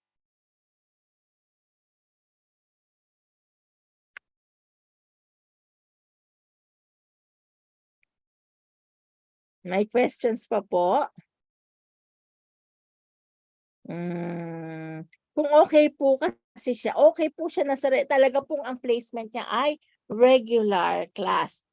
PE lang po ang may modification kasi hindi siya nakakagalaw. Yes, kids with autism can attend the regular class. That's very good, Ma'am Irene. Okay na okay po siya, Ma'am Risa, sa regular class. Thank you rin. Pang-regular po talaga siya, hindi po siya pang-SPED. Opo. Nagka-problema lang talaga siya dahil hindi siya makalakad. Pero hindi naman nangangahulugan na pang-SPED siya. Question po.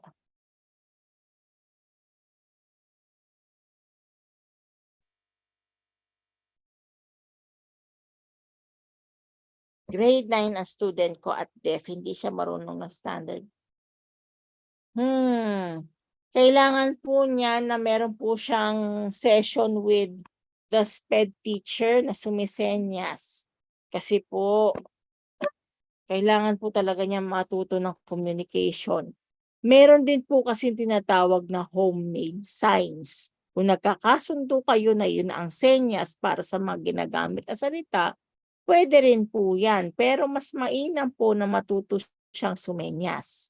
Okay? And then, mahirap po talaga siya kasi you have to enable him to understand the lessons.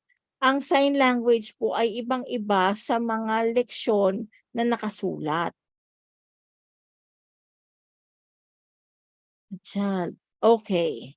Ma'am Nikki, minsan po kasi hindi lang po isang beses sinasabi sa magulang. Minsan paulit-ulit-ulit na sasabihin sa magulang kasi nasa denial stage sila. Yan po. Minsan paulit-ulit mo sasabihin sa parents. Hindi po isang beses lang. Minsan nga 10 times.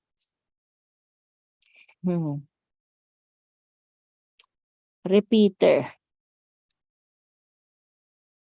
Dapat po kung repeater at talagang consistent siya na nagre-repeat, baka pwede ng assessment na yan. Kasi po, kung nasa regular class siya, constant repeater siya, magiging may problema talaga siya in learning. Or may problema ang attitude.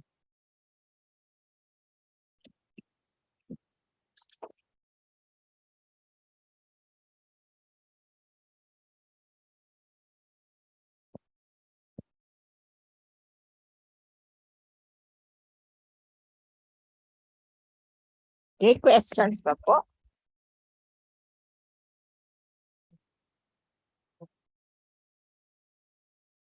May pupil kami na madalas na hihimatay. Ma'am, kailangan po niya ng baka neurologist. Kasi madalas siya nahihimatay, neurologist.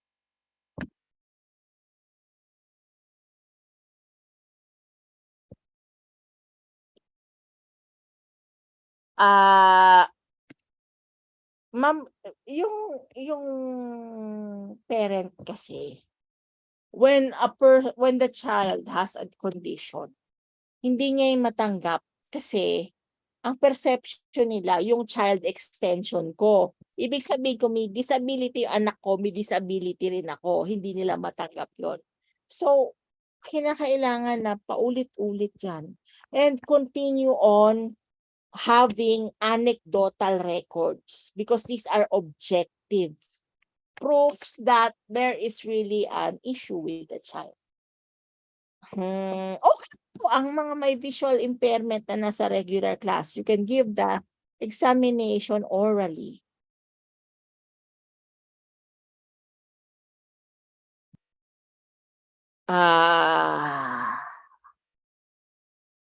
Ma'am, kung yung bata na parang baby magsalita, speech pathologist po yan.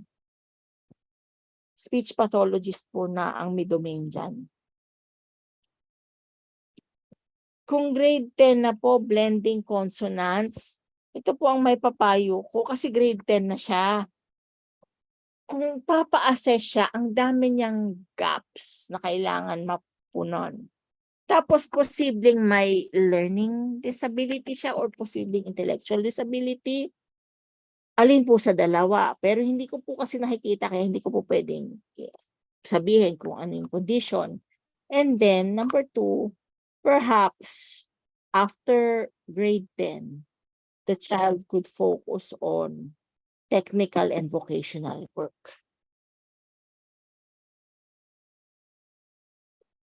Kasi parang if you will give assessment to a grade 10 child, kaya ka nagbibigay ng assessment, gusto mong habulin yung learning gaps.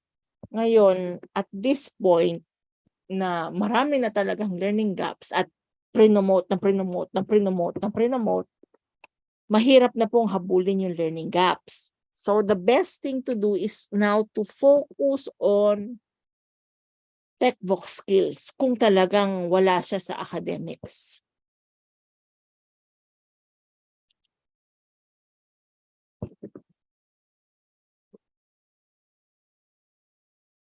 Okay. Meron pa po ba tanong?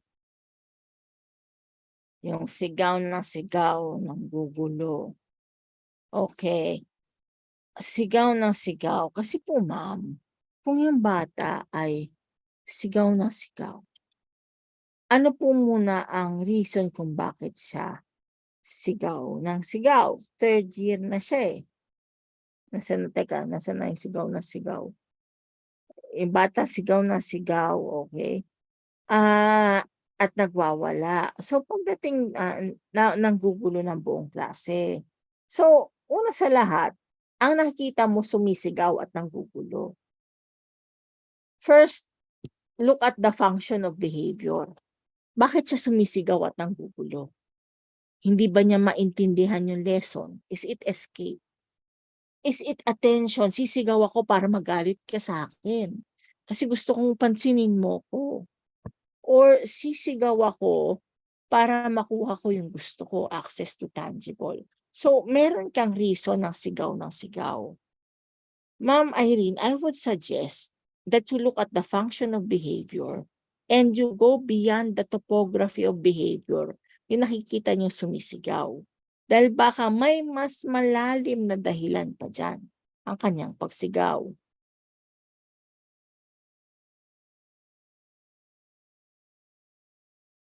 Absences, Ma'am Cheryl. Una, functions of behavior. Bakit absent ang absent? Sensory escape, attention, tangible. May iniiwasan ba siya? Bakit siya absent ang absent? Baka naman hindi niya naiintindihan yung lesson. Kaya siya absent ng absent. So we have to look at the functions and behavior. And then, have you tried asking why? Kasi grade 11 na to. Why are you absent? And have the parents been informed? Thank you.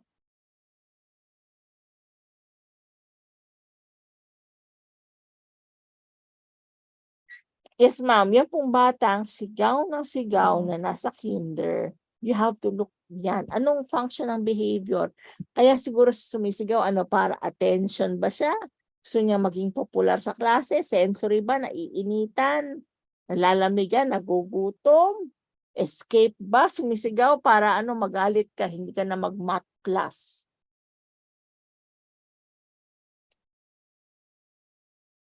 You have to talk to the ate. Kasi kailangan ma-inform. Yun lang naman ang goal natin, ma-inform siya. Ngayon, yung mga parents, kailangan ma-inform din na hindi pumapasok yung anak nila. At try mo kausapin si ate, ano ba ang dahilan? You have to look beyond these absences. Baka may kagalit sa eskwelahan. Baka may self-esteem issue. Baka tinatamad siya. Baka hindi niya naiintindihan ng lesson. Yun po. Mhm.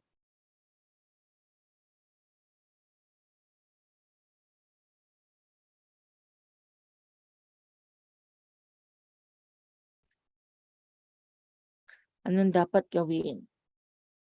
Can read in Filipino, can't speak in Filipino.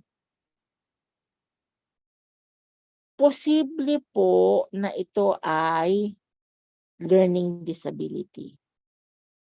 Kailangan po niya ng assessment.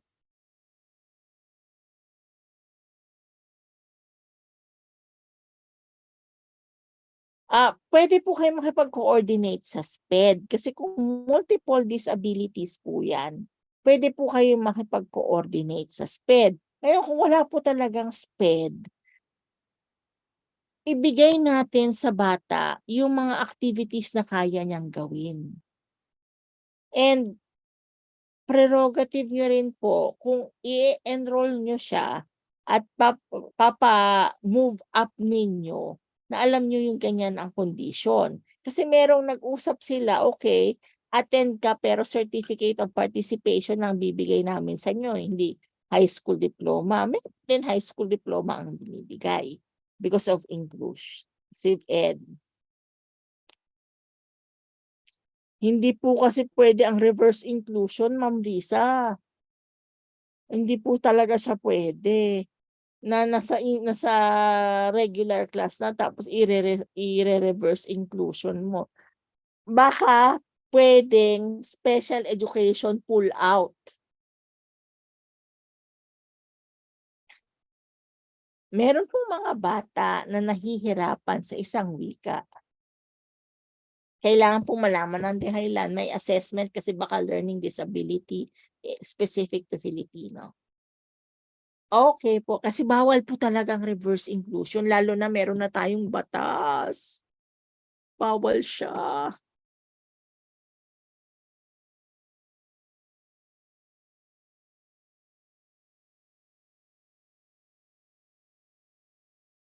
Okay.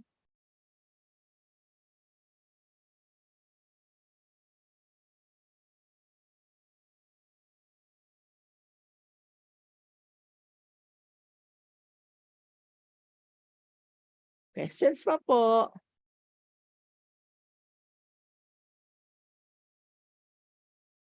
Thank you po.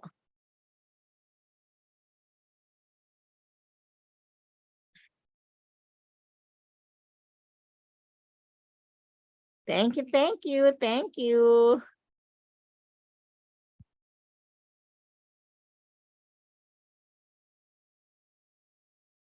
Thank you rin po. Thank you, thank you.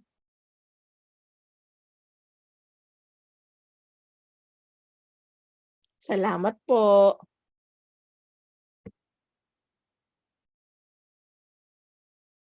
May pupil kami hindi nakaka-recognize ng letters and numbers.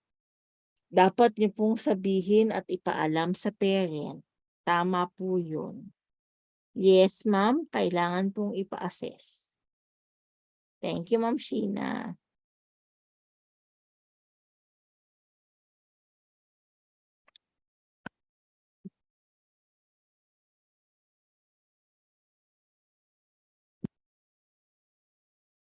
Thank you, thank you.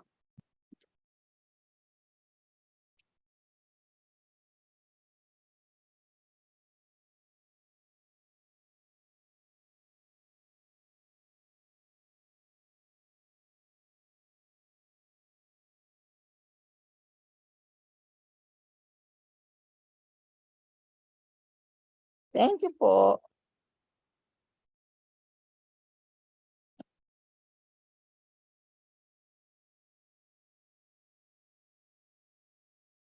Thank you po. Maraming salamat din po.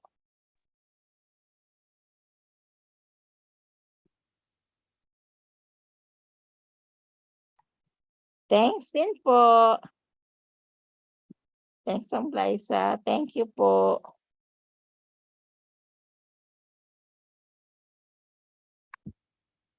Thank you. Kapag halimbawa ang bata ay nananakit kahit na kanino. Function of behavior. Sensory, escape, attention, tangibles. Yan ang paraan niya para makuha yung tangibles. Kaya hindi mo dapat ibigay ang kanyang tangible. Yan. Nananakit. Sir Ian. Functions of behavior. Nananakit siya eh. So, tangible ang gusto niya.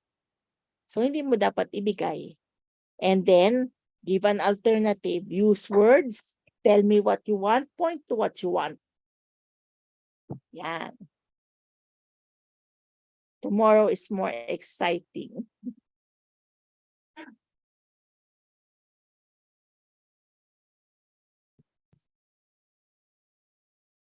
Okay. Thank you rin. Question ulit. Meron ang pupil with special needs sa room. Alam kong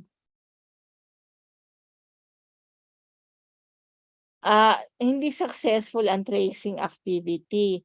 Baka pwedeng magsimula muna sa scribbling. And then, ang kailangan niya lumber crayons, yung matatabang crayons. Yun muna kasi mahina ang fine motor skills niya.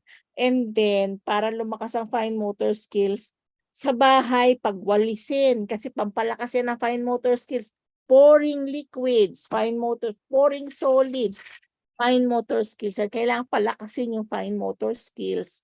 Paglaruin ng clay, pag-arrangein, pagtupuin mo ng clothes kasi palalakasin mo yung fine motor skills bago ka makakapag-tracing. Sang mute. Ma'am, hindi po natin ginagamit ang salitang mute. That is derogatory to the deaf community. They don't want to be called mute. They want to be called deaf. Ngayon po, kung activity po sa speech, ganito po yan. Di ba, we are talking about a non-handicapping environment. Baka pwedeng iba ang gawin niya sa speech choir, pero iba syempre ang kanyang basis ng grade kasi siya ay deaf. Kahit na po anong gawin mo, kahit sumigaw po kayo sa harapan ng tenga niya, hanggang kulay orange na kayo o kulay gray na po kayo o kulay abo na, hindi po talaga niya maririnig yan. So, kailangan po ng alternative activity and you can ask the person, for example, to hold props. You can ask the person to have gestures. So, instead of reciting na hindi talaga niya magagawa, orally, kung talagang may problema in oral communication, you give alternative activities.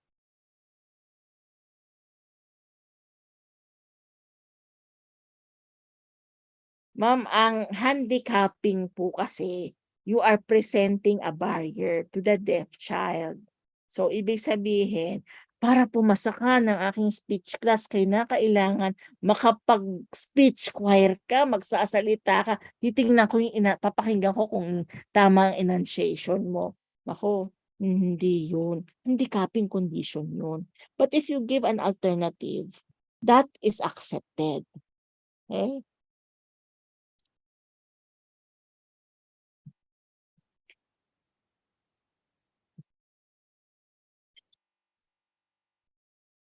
Okay po. Thank you po. Na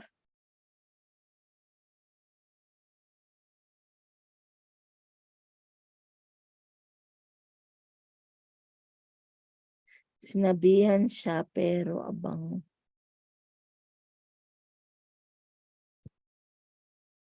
Sir Ian, this is a discipline issue. And I think that the discipline committee should deal with the child. Kasi discipline issue na po siya, inaabangan na kasi niya yung estudyante. Now, yung discipline committee will investigate and make recommendations. Pwedeng suspension yan.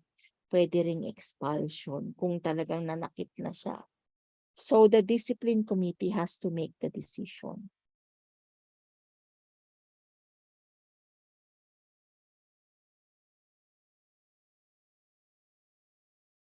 Kailangan niyo pong kausapin yung nanay para yung pong behavior management ninyo sa paaralan pareho na nasa bahay. At palagay ko kinakailangan niyo ng teach back session. Kasi yung mga parents madaling pagsabihan. Pero kung hindi nila ginagawa, hindi nila gagawin. Kailangan po may teach back. So you have a parenting program and then po may teach back po sila. So that the parents have to teach back, may demonstration. May teach back component. Yan.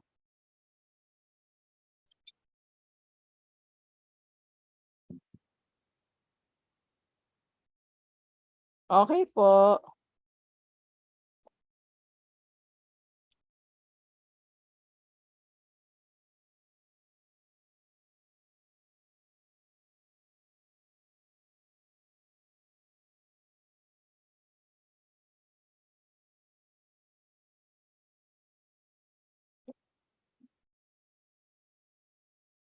Pag na-identify niyo po yung functions of behavior, kung tangibles ang gusto niya, huwag niyo pong ibibigay. Kasi yun po ang kanyang mekanismo para makuha ang kanyang gusto.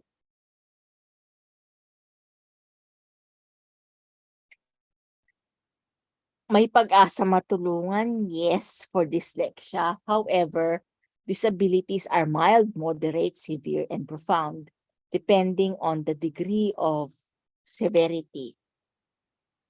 Na baka forever niya maging struggle yan.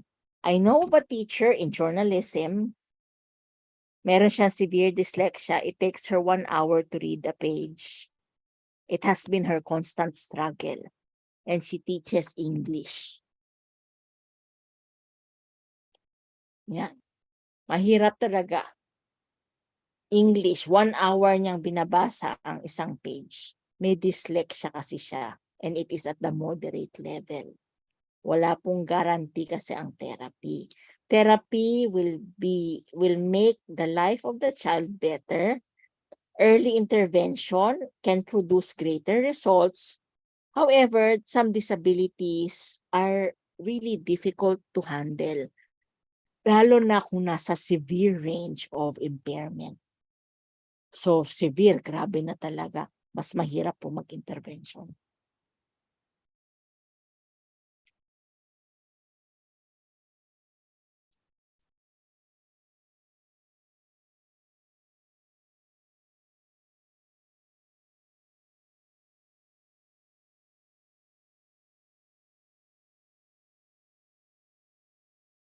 Thank you rin po.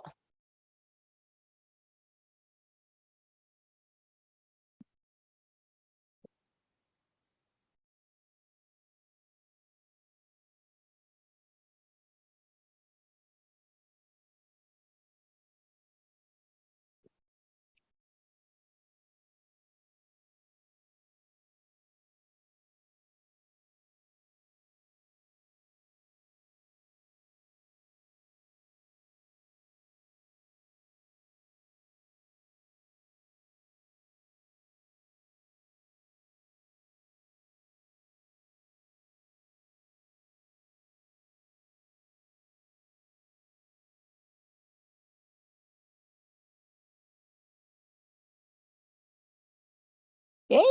Meron pa po ba?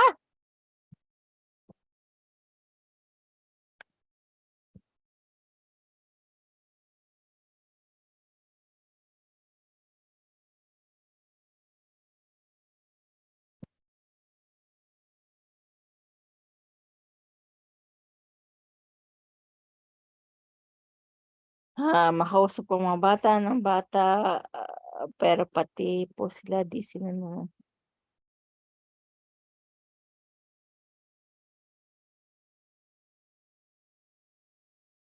Sir Ian, the best thing that you could do is to recommend. There are instances wherein you would need a social worker support, and this child would need that social worker support. Baka kailangan facility placement na siya. And then, you have to also recognize that as a teacher, when you have done your part, you have done your part. Kasi po, meron po kayong 40, 50, 100 estudyante. Mauubos po kayo niyan. Magkakasakit po kayo niyan kung patuloy niyong hahanapan ng solutions yung problem ng student. Ngayon, ito po ang best nating magagawa. Forward it to the discipline committee, let the discipline committee decide. And then at home, you should be able to teach the parents behavior management strategies. And then if the parents do not cooperate, sir, you have done your job. As teachers, we should also know that we are not super human beings. We have our limitations, and if you will continually do something to a person that doesn't want anything, perhaps a higher committee has to decide on the fate of the student. Ginawa nyo na lahat. Hindi po superlative ang best test. Best lang po. Kasi kung patuloy po kayo mamumroblema niyan at ayaw niya sumunod, ayaw rin sumunod ng parents sa behavior management strategies, you can't do anything. And there are times that you have to accept the fact that some people do not want help. Meron pong tinatawag na trans-theoretical model of intervention. Meron pong tinatawag na pre-contemplation phase. That is the first phase of intervention. And when people see that they don't need any intervention and they don't need any help, we cannot do anything about it. I think that they are at the pre-contemplation level.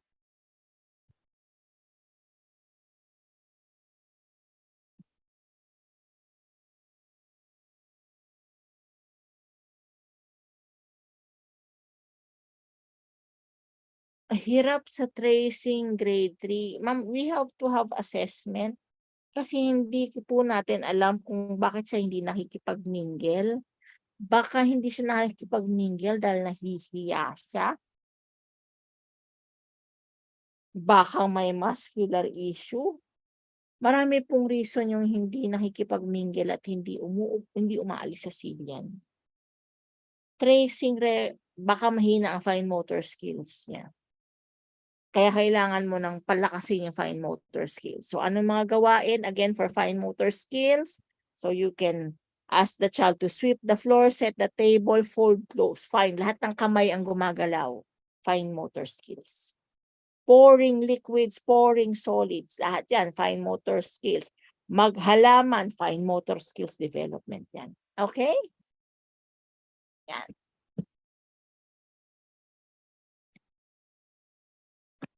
PY.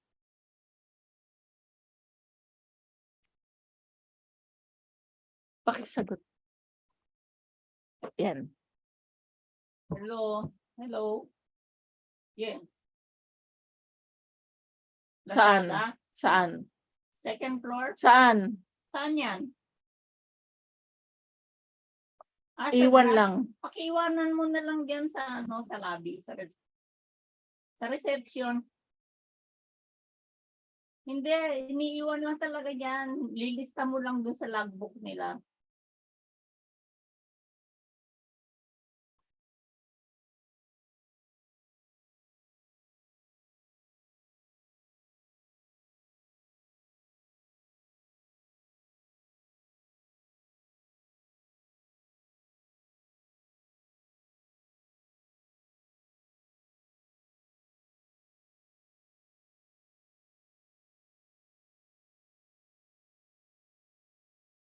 Kung ang bata ay dyslexic, ay hindi po ba pwedeng i-promote? Depende po kung anong criteria for promotion.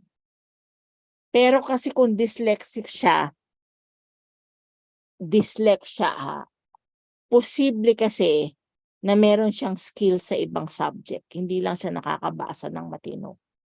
And posible rin after intervention, magkakaroon ng changes.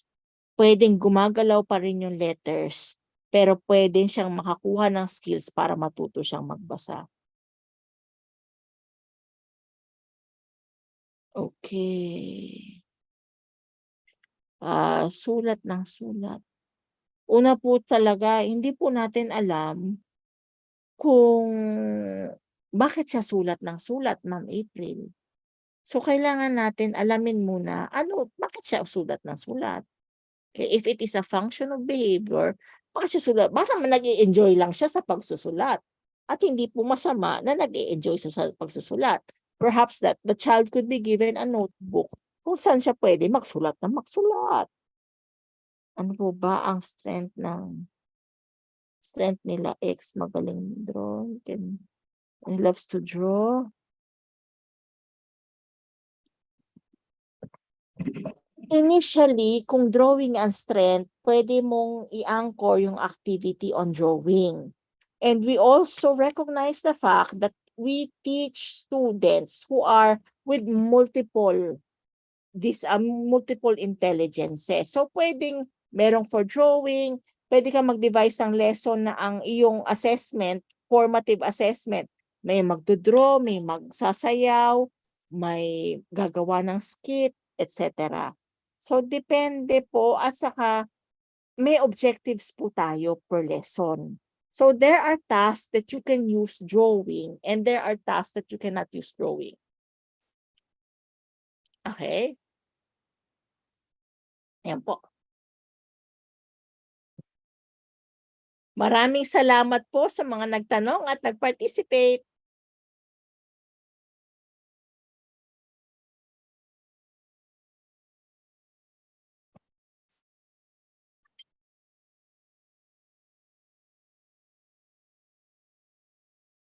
Thank you po.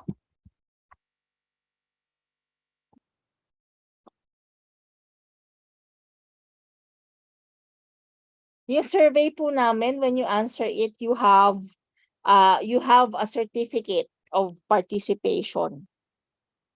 Ini-email po yan. We have an app called Certify M. Thank you rin po. We have an app called Certify M. So, pwede po kayong sumagot and then you will receive a certificate as a sign of thank you.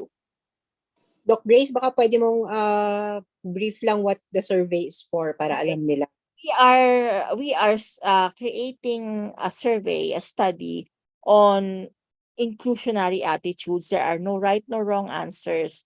And if ever you answer the survey, we will give you a certificate of participation at the end of the survey. Naka-on na po yung link sa Certify M.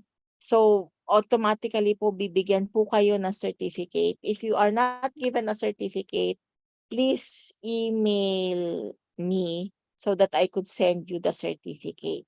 Kasi meron po siyang free certificate and you can use that for your promotion, for your CPD credits, etc. Maraming salamat po.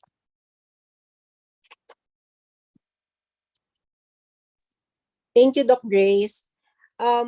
Dear teachers, thank you also for very actively participating again this afternoon. Ang dami nating mga interesting questions and cases na na-consult natin kay Doc Grace. Pero kung meron pa po tayong mga tanong na hindi natanong, tomorrow po, Doc Grace will be back with us. Tomorrow morning, 8:30 po, yung session po niya.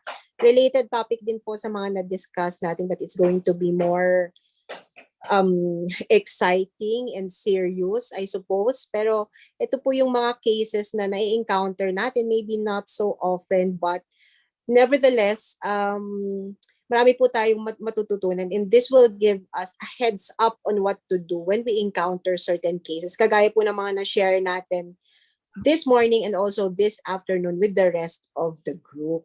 Okay, so again po, reminder, yung atin pong link ng survey, pakisagot lang po, suyo lang po yan because we are conducting research on this. So we kindly request that those who are participating in this webinar be part of our data. So anonymous po yan, hindi po, wala pong information. Hindi po kailangan po may name. Kasi hindi po namin mabibigay ang certificate kung walang name. Ay, opo, pero sa research po hindi lalabas po yung mga pangalan niyo, opo. Wala pong data, personal data na ilalabas. Group data lang. Oo, group data lang po. Okay. Thank you, Doc Grace. We'll see you again tomorrow.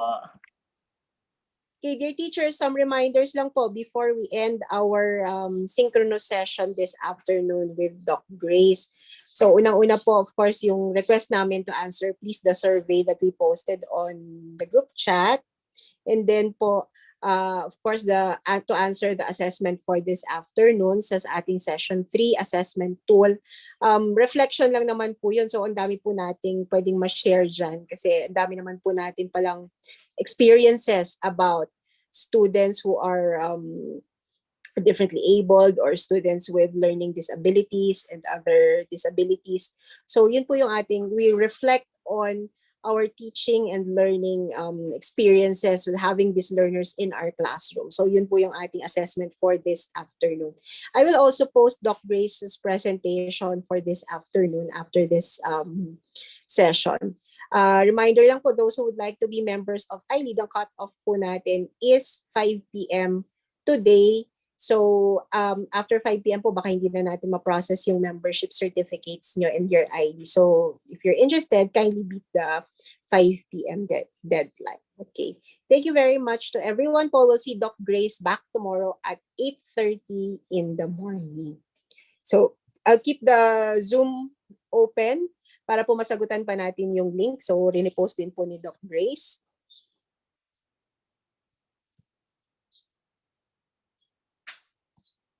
I've destroyed all of them.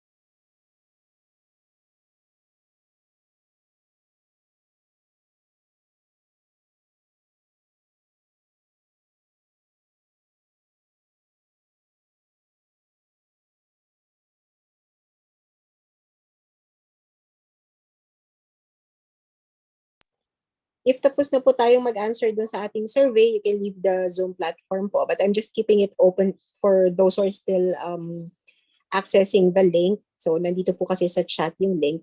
But for the rest po, you can now proceed to the asynchronous part of our activity, which is to answer, of course, our assessment tools. And then we resume tomorrow at 8:30 in the morning. Maraming salamat po in advance dun sa mga sumasagot po sa ating survey.